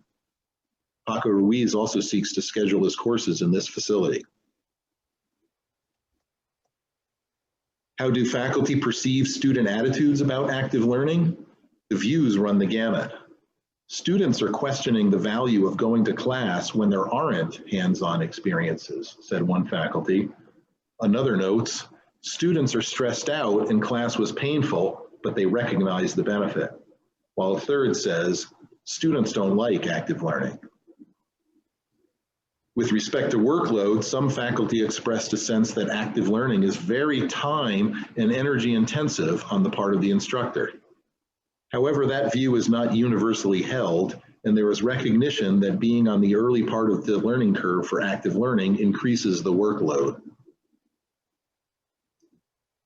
The backdrop of this discussion is that we are in the middle of a pandemic that has moved so much education into the online space. Instructors and students alike are learning to navigate the challenges of this technological environment, and I was impressed in talking with my colleagues how many are creatively harnessing technology to address the challenges. But with regard to the physical learning environment, the themes I saw coming out of this exercise were 1, a flexible furniture arrangement is important. 2, a laboratory-like environment, including equipment, is often desired. And 3, enabling exploration in the classroom is desired to foster enhanced learning. And I'll add 4, ongoing faculty development and training will be critical. Thanks for listening. Now I'd like to welcome Dr. Einat Gil. Einat is a special guest coming to us from Israel to share her experience in the field of education. She currently heads the Pedagogical Innovation Spaces project and lectures at the Kibbutzim College of Education in Israel.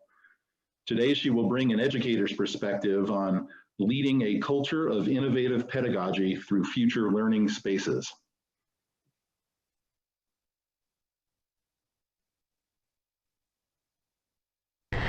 Hello, I'm Einat Gil, a researcher of the Learning Sciences and head of Pedagogical Innovation Spaces project at Kibbutzim College of Education, and I'll be speaking about leading a culture of innovation, pedagogy through future learning spaces, FLS. So we'll start with why design learning spaces. And if we design, how will we ensure pedagogical change? Time is changing, and thus pedagogies in academia need to change too. In looking for schools and learning of the future, educational innovation need to have a strong anchor in the knowledge about human learning. And FLS is a call for action, a need to have a forward orientation and consider how to create learning spaces to prepare students for a future that is already here. One might ask, why there's a need for a change?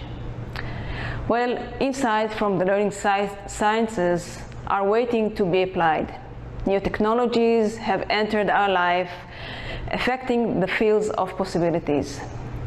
There's pedagogical gap, digital gap, and a demand for innovation in industry, in science, and in society. We need to produce graduates that are 21st century skilled in problem solving, creative thinking, teamwork, and to integrate the developments in design sciences that advanced quite a bit.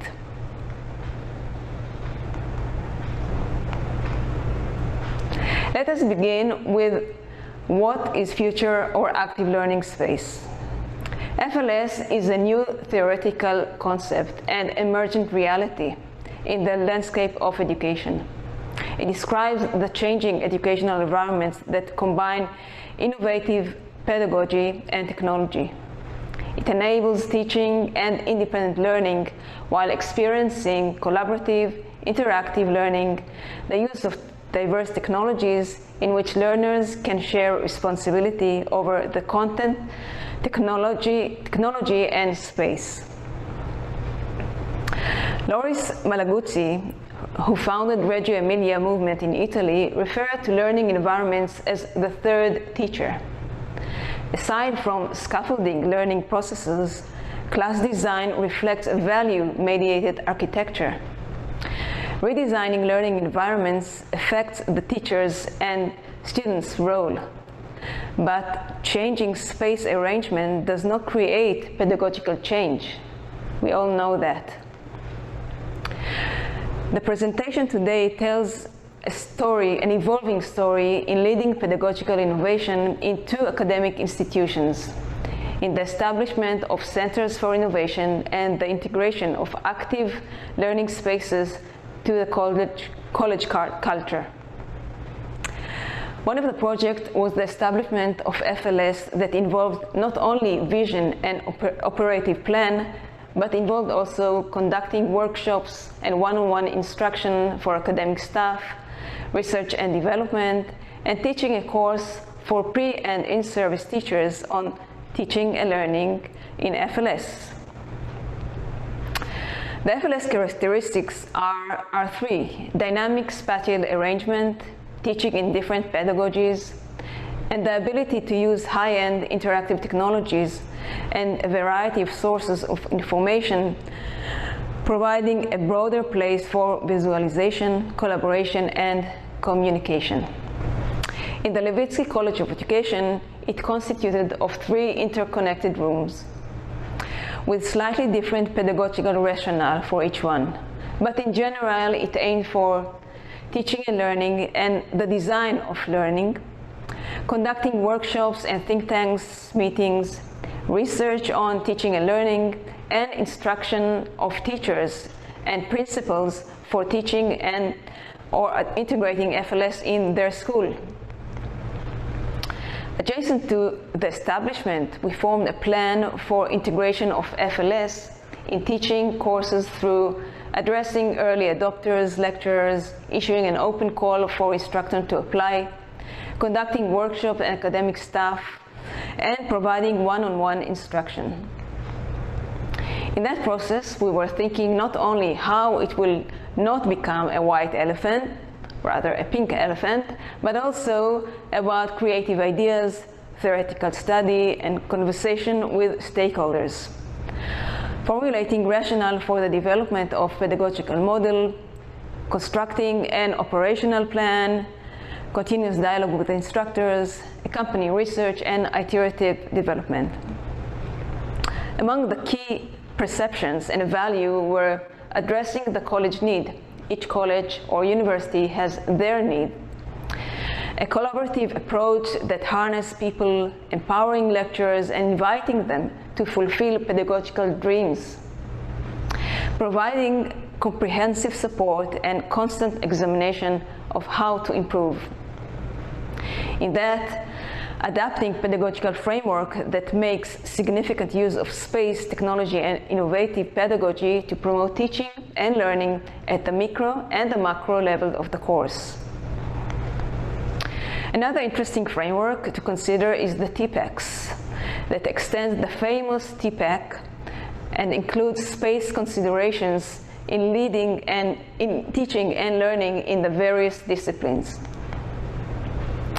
It became very active. Growing number of lecturers that elected to teach regularly or occasionally, emergent innovative instruction and design with no need for workshop anymore. It became part of the college teaching culture and got regular visits from the other institutions, from Israel and from abroad. And then some innovative hybrid learning spaces conference, connecting FLS around the country and beyond. To scaffold instruction at the FLS, emergent design patterns for teaching were formulated to aid theory and practice. This is one from our recent BJET publication, but there's few more.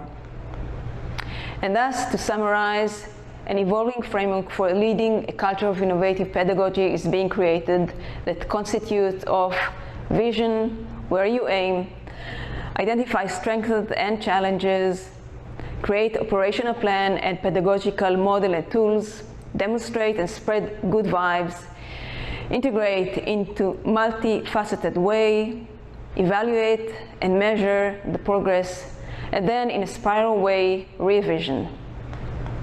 I hope you find some of my first Pachacucha useful, and I'll be happy to discuss more in the roundtables and via email or telephone. Thank you. Okay, that's our third presentation, and that's the last of the presentations for this cluster of Pachacucha. And we are now I'm catching up on my real actual calendar looking, so we're still about 10 minutes behind, which isn't as bad. So I just thought maybe Dennis and I will be a little quicker this time, and rather than engaging folks in conversation, we'll direct that toward the discussion sections. And maybe Dennis and I can just add a couple more to our list of 6 things that we've already identified as topics, and I'll relay them to you again here. And they're also on the chat board in an electronic context. And then we can get started in the discussion sections. So, so far we have mentioned the idea that spaces need to empower students, that this is more than about space, it's beyond simple the simple structuring of space, that there are behavioral cues and affordances that these places must allow and encourage. They need flexibility. They all rely on technology. And many of them ask us to invert or flip. Peter is very fond of the idea of a flipped classroom, which is essentially an inversion of typical classroom technologies and techniques. And this is a similar kind of conversation going on here. And I would add to that from this section, the idea that physical learning is a subject that has run through all 3 of these presentations, that though there may be pedagogical variety, we heard, especially in the second one, in Jeff's presentation, about the different ways that the College of Engineering is looking at this. Over and over again, we learned about hands-on learning, some kind of hands-on learning exercise in an environment that felt studio-like, which I would put back into the flexibility model. But that hands-on learning, the kind of engaged learning model, I would add to that. Dennis. Yeah, from the last four Pechakuchas, I came up with heard two additional themes. One is let's use the generative power of analogies. Jeff used the studio, but I also think the maker movement might be interesting. What's the equivalent of a 3D printer for education, so that the student actually can themselves do the learning and cheaply produce it. You just give them a formula or something in the powder. So I think those are two interesting analogies. I think the studio also has been used for so long. I think there are also limitations to the studio analogy. So I think it's not just the generative power, but also the limitations of it. My second point is leap. I think the mentioning of emerging technologies. So we want to make sure, if we now invest a lot of time, that we don't just catch up, but we also think about AI.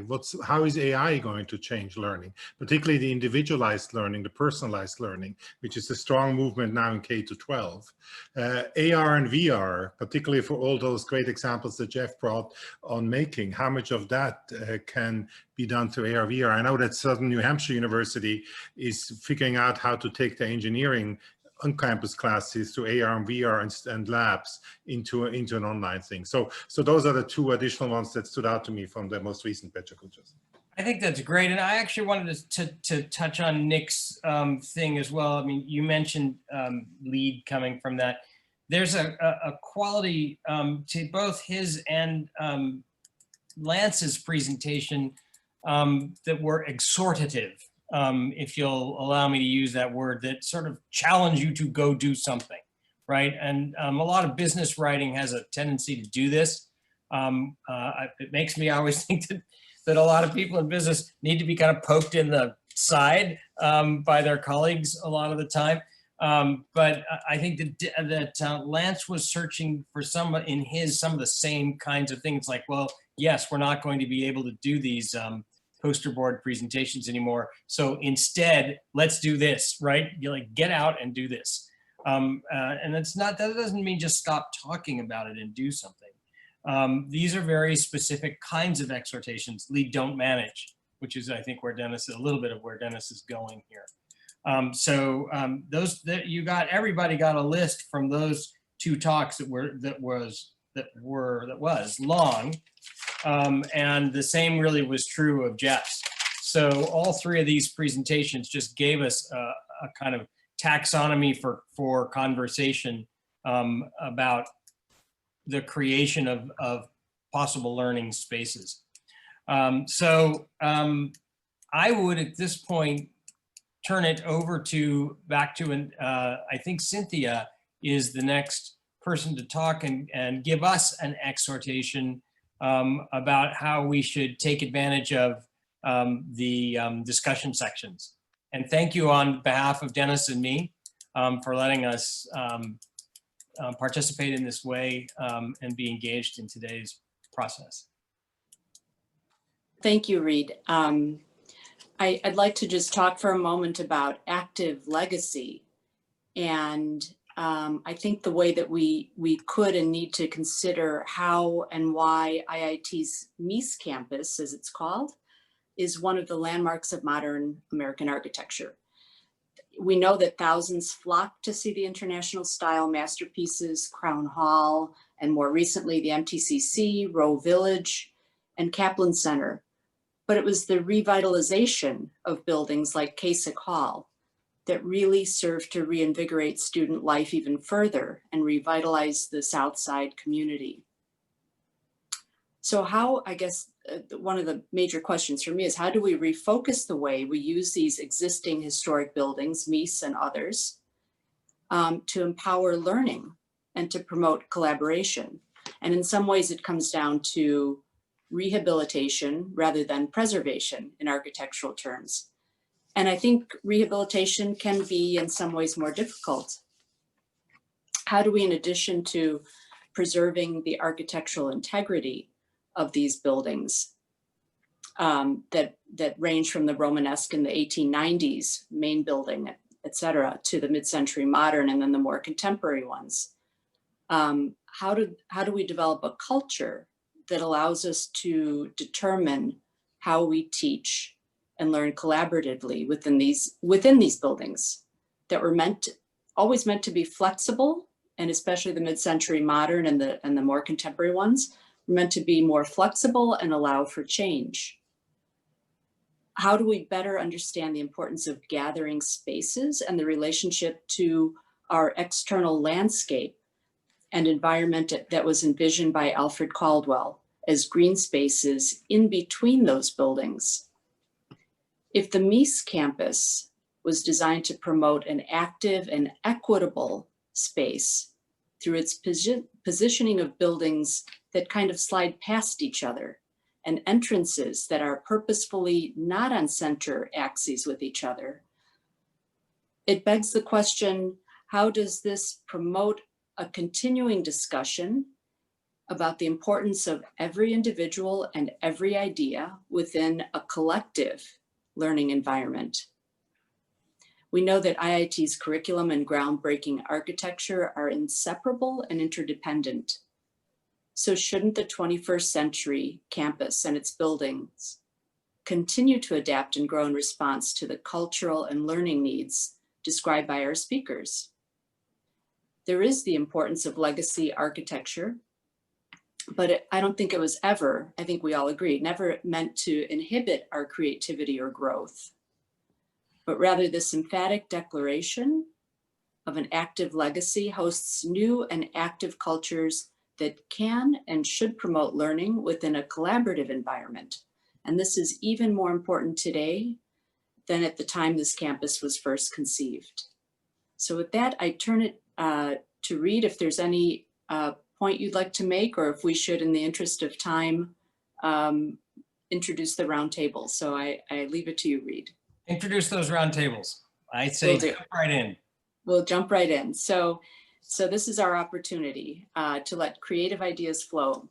So please continue this thinking in these breakout rooms where you'll be randomly placed by with a presenter to continue these discussions with respect to active legacy based on the earlier presentations. You have only to accept the invitation in the pop-up is what I'm understanding on your screen, and you are in. And as a reminder to the presenters, please wait just a few moments and you will receive your assigned rooms. Actually, I was able to assign them on time, so they're all set. Okay, excellent. So you have about Kristen and I, is it about 30 minutes here together? After which you'll come back into the main group and discuss this further. By the way, Chuck will be available if anybody needs some wayfinding help. Cynthia, yes. Can I just add also that I wanted to encourage everybody to go to the Jamboard. There's been a lot of activity there for each and every one of the individual talks, and then up at the very top of the page, some summary status in green mostly, stickies from Dennis and me about those larger connective subject matter. Wonderful. Thank you, Reed. Yes. Yeah. And I want to add that. Please. Sorry, I was just going to add that we are back on time again. So we're on schedule. Fantastic. All right. Thank you. And have fun, everyone. By my calculation, we have 8 groups and about, I don't know, less than 30 minutes. Yeah. So maybe about 4 minutes per group. Yeah, 3 to 4 minutes or so. Yeah. Mm-hmm. So group number 1, my colleagues from the CLI. I love this discussion, though, I have to say. This has been really, really nice. I'm going to mute now, though. Okay, so group number 1, how about I'll start, Kelly, and then you'll add things if you have things to add. So in general, just to recap a little bit, so we were the group that kind of talked about what kind of services we can offer faculty to kind of create a better experience and what their faculty really needs. So we kind of we were probably the least interesting group. We didn't get like a lot of people that kind of wanted to come and talk to us of our panel. So I'm going to very shortly present a little bit of the notions that I got from talking to instructors at IIT. As I said, part of the process we're trying to create right now is kind of to interview faculty in IIT and see what they need right now, what kind of services we can offer them to do better. So I would say that the one thing that kind of intersects really well with space that I get from instructors is like both the instructors that are very self-sufficient and those that kind of need more help and kind of come and talk to us more and need more help with technical issues, kind of really want, let's say, an agora space, a space where they can come and change and exchange ideas with each other and learn from other instructors what they did well and what, you know, and kind of be like, I found these amazing online free things that I use to teach my students, and maybe you can use that as well. So that I get across the board, both from the instructors that are very highly technically capable and from those that, you know, don't know a lot in these areas or kind of want to learn more pedagogical theory, which is something else we offer at CLI. So as we know right now with COVID, it's not like we can, you know, offer free coffee and cookie to tempt instructors to come and talk to each other as you used to. So the idea that we are kind of working on in a mid to farther range is to create an online space in which instructors can create those kind of opportunities to talk to each other. So the idea is kind of to create a place in which we can find all of the information that CLI currently gives to instructors, the kind of information we create, such as short videos or workshops or, you know, everything, as well as information from different places online. We currently send it in our newsletter, but, you know, that way, if you want something from 3 weeks ago, go and find it in your like million emails in your inbox, right? So we want to create something that is more permanent and more important, most important, and kind of very relevant to what we're doing here. That kind of space will have ways for instructors to talk to each other, and it will be searchable by topic. So if an instructor, for instance, is like, oh, I want more, you know, whiteboard options that I currently have, what is available online? So they can go and search by topic. Or if they're like, I want to do active engagement in like with my asynchronous students that are currently in Indiana or on different timetable, how do I keep them engaged? So they will be able to go there and find all of that information. So I would say that that is the one thing that so far I can find, but of course that will need some people that are, you know, content experts to tell us how to best create that thing, and kind of also probably someone that will kind of figure out the technical side of, again, how to create such a lively platform. So I know this was on like digital space rather than real life face-to-face space, but I hope it was at least connected. That's it. Thank you. Out of time? Just about. Okay. Thank you, Lital. All right. Group number 2, I know Jonathan Miller is going to report out. So Jonathan. I'll be the spokesperson for our group. We considered the question of how to reframe the physical characteristics of the campus to open our minds to alternate ways to use the spaces. One of the things we noted was that often the scale of the space of the rooms in the campus, and mainly we were speaking about physical space, on campus space. The scale of rooms often doesn't match the size of the group, so sometimes we're stranded in large spaces. And as a result, we decided that it might be useful to develop a catalog of learning spaces on campus, describing their affordances as sort of a typology assessment of the existing spaces, which we could grade according to how they're working and how maybe they could work in other ways. So then we would tailor the demand characteristics of the space to encourage certain behaviors on the part of students. We thought maybe it would be useful to increase the flexibility of existing furniture arrangements so that the setups weren't so fixed in many cases. And a lot of this, of course, taking off from Ulrike's idea that you can change the definition of the space or its situation according to the way you frame it. So if we did transform them into discos from time to time, it might be beneficial to everyone's behavior. We need to obviously encourage students to interact more, and we think that we need to engineer those interactions, structure them, possibly assign roles to students and group students by their interests rather than randomly, because that's a more productive or conducive way to get them to interact. Taking a page from Devin's example, we thought that maybe cafeterias could be increased. Opportunities, informal opportunities for people to get together to share food would encourage this kind of interaction, possibly outside of the classroom. We needed to, taking also from Vedran's discussion of Hertzberger, to plan for the unplanned, to organize spontaneity more often in the spaces that we do have, maybe encouraging different modes of dress or events to allow people to somehow break out of the given molds that we tend to work in. We also noted that we need to give students possibly a backstage, a safe space in which they can work. They seek these spaces out, they create them themselves, but if we could somehow seed them throughout the campus, it might allow for a more comfortable environment in general.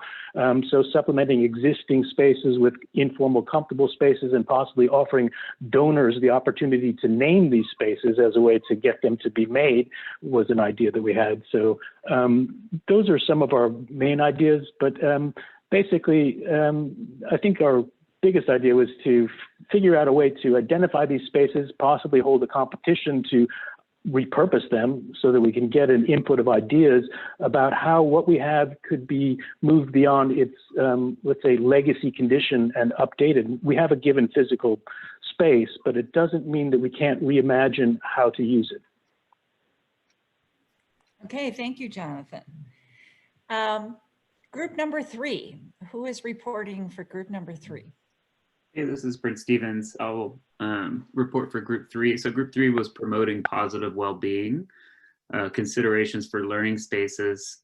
Nikki Ditchman from psychology and Anne-Marie, who is helping to teach an art and architectural history class. And so in our board, we sort of group things into physical space, you know, pre and post 2020, 2021, whatever that is, and online space, and kind of migrated from one to the other. So to echo a lot of what Jonathan just said, really is that on the physical side, you know, just the idea that if you have a class that you know is going to work in groups and need flexibility in space, then as part of our registrar course assignment system, could there just be metadata for spaces that are like, this is good for active learning, this is not, or this is good for group work and this is not, and it's just maybe one more layer. I've advocated for that for a couple of years and I've never seen it happen. And we may need to be careful about terminology, you know, and not active versus passive might, you know, not be the right thing. But anyway, that just seems like kind of a nice no-brainer that overlaps a lot with what I just heard. And then in addition to that, we had this kind of same idea. So in my world, I mean, I was gonna have to get this in here anyway, but I do work on energy and air quality in buildings, and there's a lot of good literature that shows that ventilation is really important for student learning in all kinds of classrooms, worker performance, productivity, and you know, that word's never been in our vocabulary as a public until this year, right? But the idea that that our classrooms could be assessed and evaluated to make sure that essentially we have good air quality, good ventilation, and perceived space and perceived comfort in the space. And that actually related to this idea of like, is there sort of a pleasantness index, you know, that one could use for space? We all kind of know what that might mean to us, but it might vary. And I'm biased here because I advise students in the PhD program in architecture, particularly on technologies of the built environment. And I just think every PhD who comes through that program should have like a technical component, a human component, and an architectural component. And you should always be trying to understand how people feel and perceive a space, and we can manipulate spaces and learn. So some of this is not even known, I don't think. So I think there's like research ideas here. But again, like, you know, we've all had it, right? We've got classrooms that are just drab, you don't want to be there. And then we've got classrooms that are fantastic. And maybe it's daylighting, maybe it's other things, maybe it's things we don't even know what they are. But sort of a space assessment is very similar to what Jonathan just said, actually, in a different way. So that was cool. And then in thinking about that, it was brought up, Anne Marie had an interesting idea too, that like she sort of recognized for the first time that her background, just like mine, is dreadful. There's like an Amazon box, right? And so in moving into online spaces, like, can we make more pleasant spaces? And is there an impact on people's engagement? I don't know. So, you know, put in plants or something. And then, and more into the online space, I think the two things that we noticed were that none of us have used a tool like Jamboard before, but it's a space, and maybe we should use it in our classes, and that can be replicated and fill in the blanks for that. And then we all kind of shared this idea that if we haven't done it yet, it feels more important than ever to have some kind of live Q&A check-in with students. And we sort of expressed this idea. 10 seconds. Perfect. That we have this, without this socialization that students are, you know, not having and faculty aren't having. I just sort of want to cancel class and ask them how they're doing. And have space. So that's your 4-minute time's up signal. Held it. Done. Okay, thank you, Brent. Z, you were group number 3, so group number 4. So that's me. And we talked almost exclusively,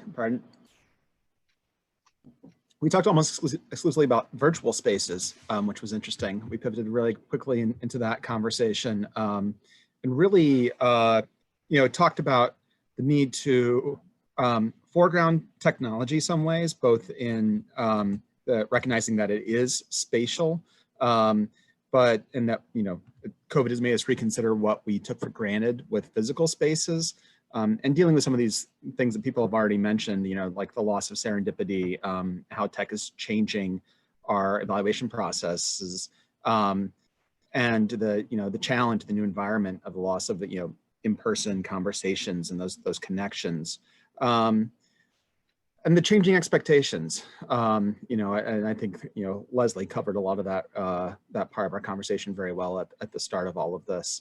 But I think there's a couple of things, you know, that we also needed to, you know, think about, not only like issues of path dependency, you know, kind of trying to reinvent what we do physically in a virtual space, but also just the awareness about, you know, what new technology is, or what technology is able to do in creating learning spaces, but also the users themselves. You know, the inequities become heightened when students have to work from home, and those inequalities are much more visible. And so we have to be aware of those as we talk about the learning experience of students online. But there was a couple of things I want to touch on really quickly that I think are really important questions, and it's how we create a culture of curiosity and how we empower a network of learners with our spaces. You know, if we create, you know, if we think of the third space or the third teacher being our learning spaces, whether those are physical or virtual, you know, what can we do to help create those networks of learners, and how can we help foster their success when they and foster their curiosity. So those were a couple of the questions I thought were really useful to take away. Thank you, Devin. All right, we're doing really well on our time, just so everybody is aware of that.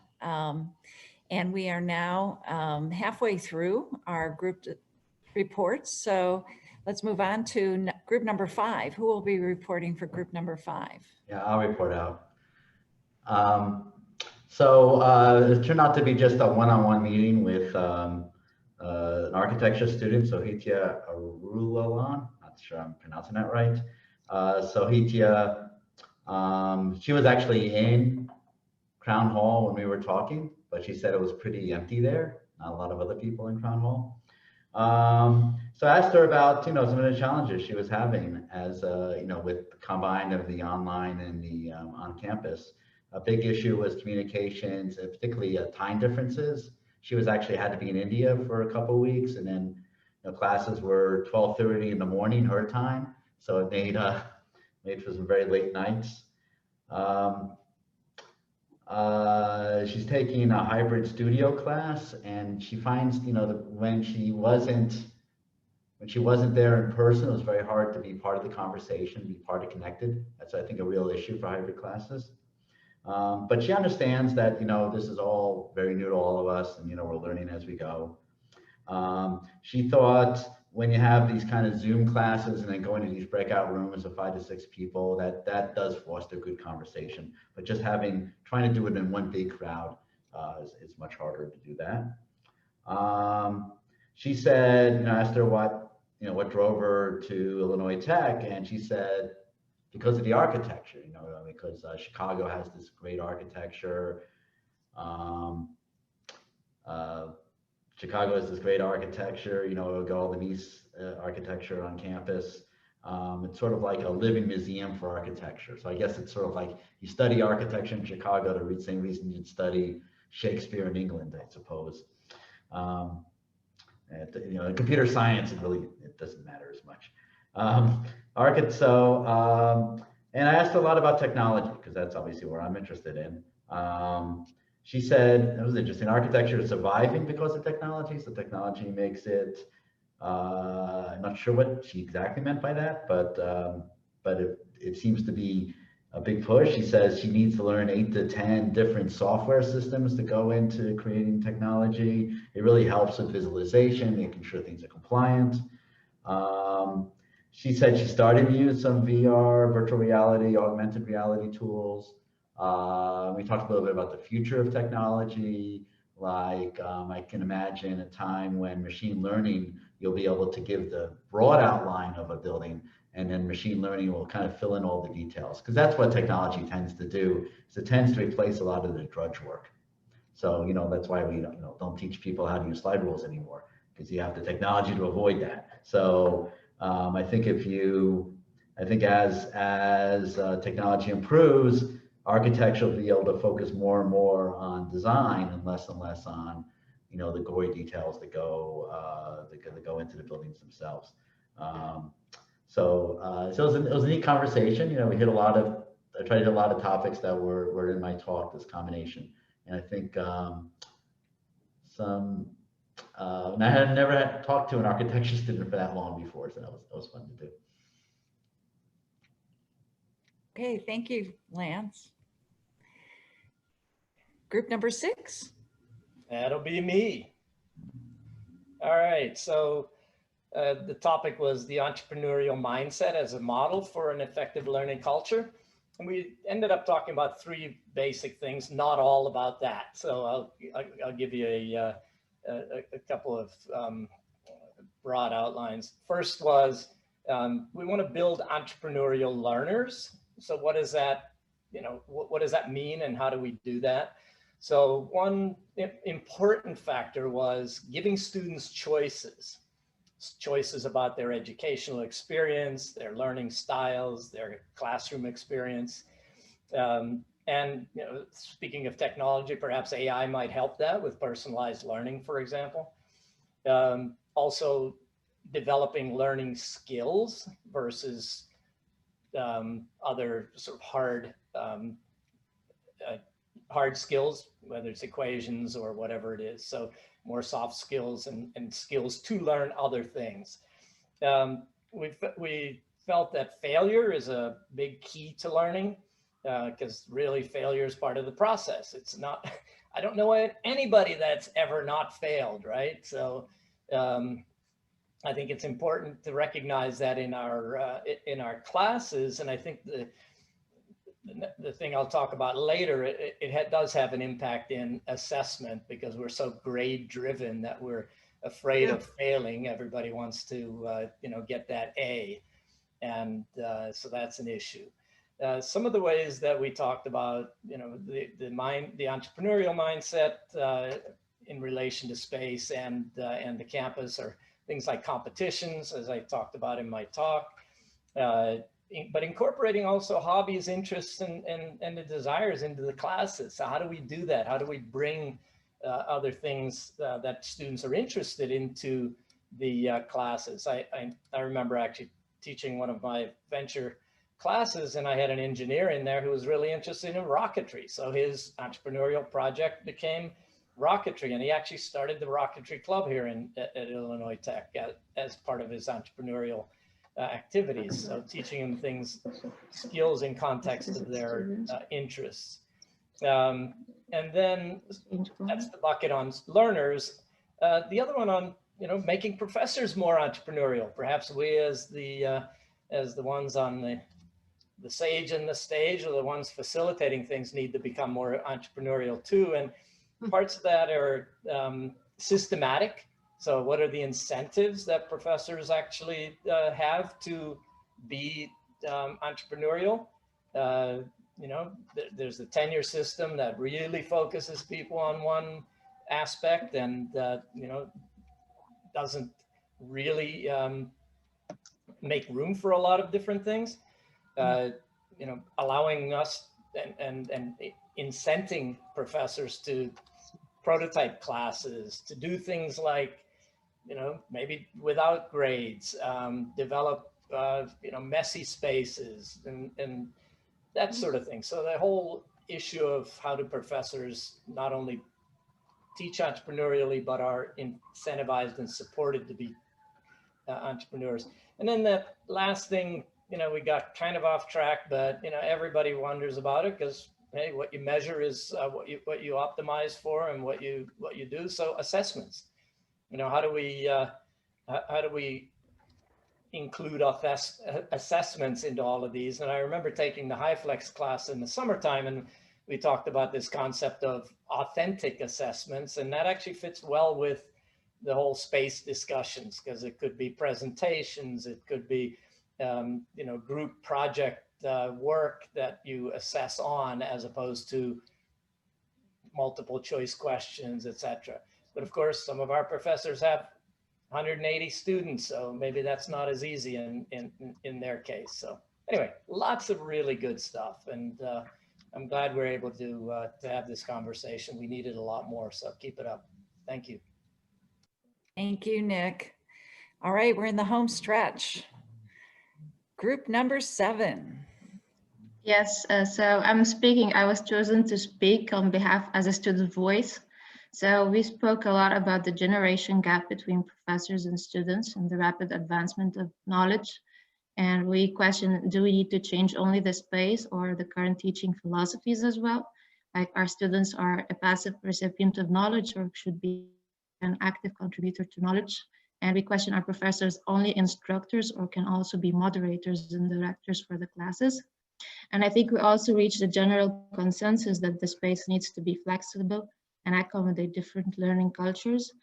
We also raised the question about preservation in the Mies campus and how do we change the learning cultures with consideration of the preservation requirements of the buildings and the original design intent.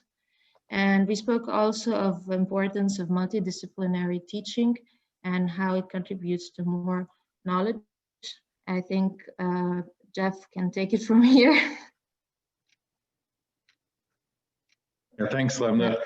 You covered a lot of the points. It was you know, one of the themes that ran through the conversation was the generation gap and the fast pace of change in the world, and how this influences a lot of the different attitudes, and as a consequence of that, the importance for collaborative learning that represents a lot of different perspectives. Students learning very much from each other, and from having the opportunity, as Lemna mentioned, of interacting with individuals from multiple disciplines. The challenge too, with respect to so much information being available on the internet and through through the diversity of information sets that each individual brings to the classroom, that how that gets represented, and how that makes increases the potential for everybody to contribute. It was difficult for us. I think we spend most of the time really talking about these kinds of pedagogical issues rather than necessarily their reflections in the space. That flexibility of the space was important for that. And one final point was with respect to, in addition to having flexible arrangements within the space, but flexible, is there a way to do flexible content for laboratory type environments, put the labs on wheels so that you can roll them in and out of spaces as well. This, I think, was a challenge that was mentioned. Hey. Thanks. Thanks, Jeff and Lobna. All right, last but not least, group number 8.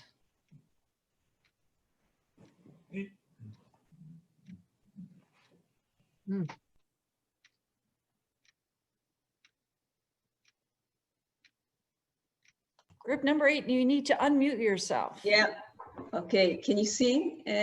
So I'll be sharing our Jamboard. Yes. Yeah, you can see that. So we had a discussion about that actually was 2 parts. One was relating to the active learning spaces, the physical one, and the other to the online and to the unusual time that we are faced with through the pandemic. And I welcome my group member to join me, and also Beatrice, the student voice, which is co-presenting with me, if she feels confident enough. So in terms of the physical, the question were, how do you see innovative pedagogy developing in your department, and how would you like to teach or learn in an active way? So, of course, people really preferred the face-to-face and getting enriched in this pedagogy that you meet the student and you can use the studios, and where the teacher, like one of the things that was raised by Anat, that it will be good that the teacher, the professor can actually choose where to teach. So, and to assign the space, to choose to be assigned to the space and not only be assigned to the space, so the pedagogy can be fitting with the space.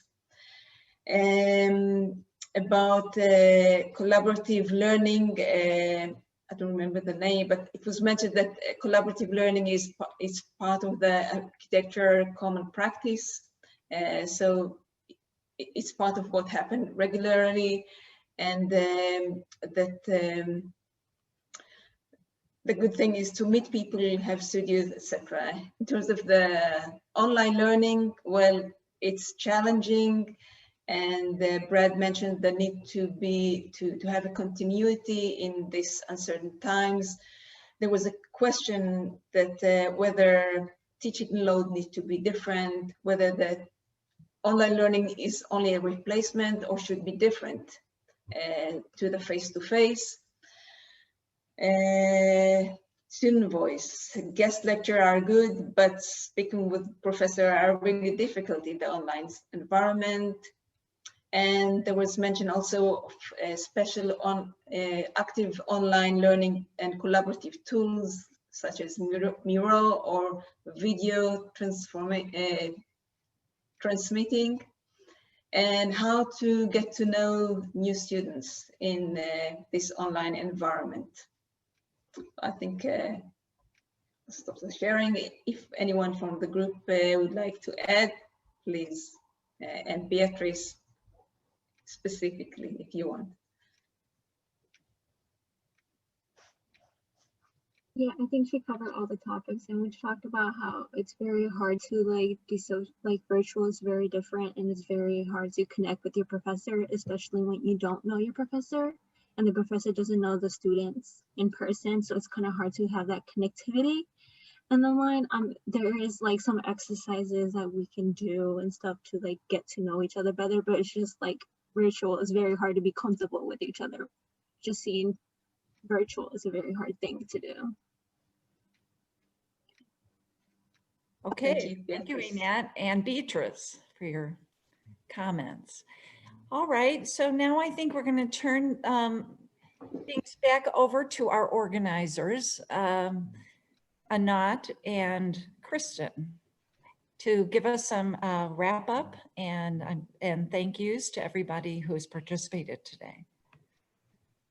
Yeah, thank you, Carol.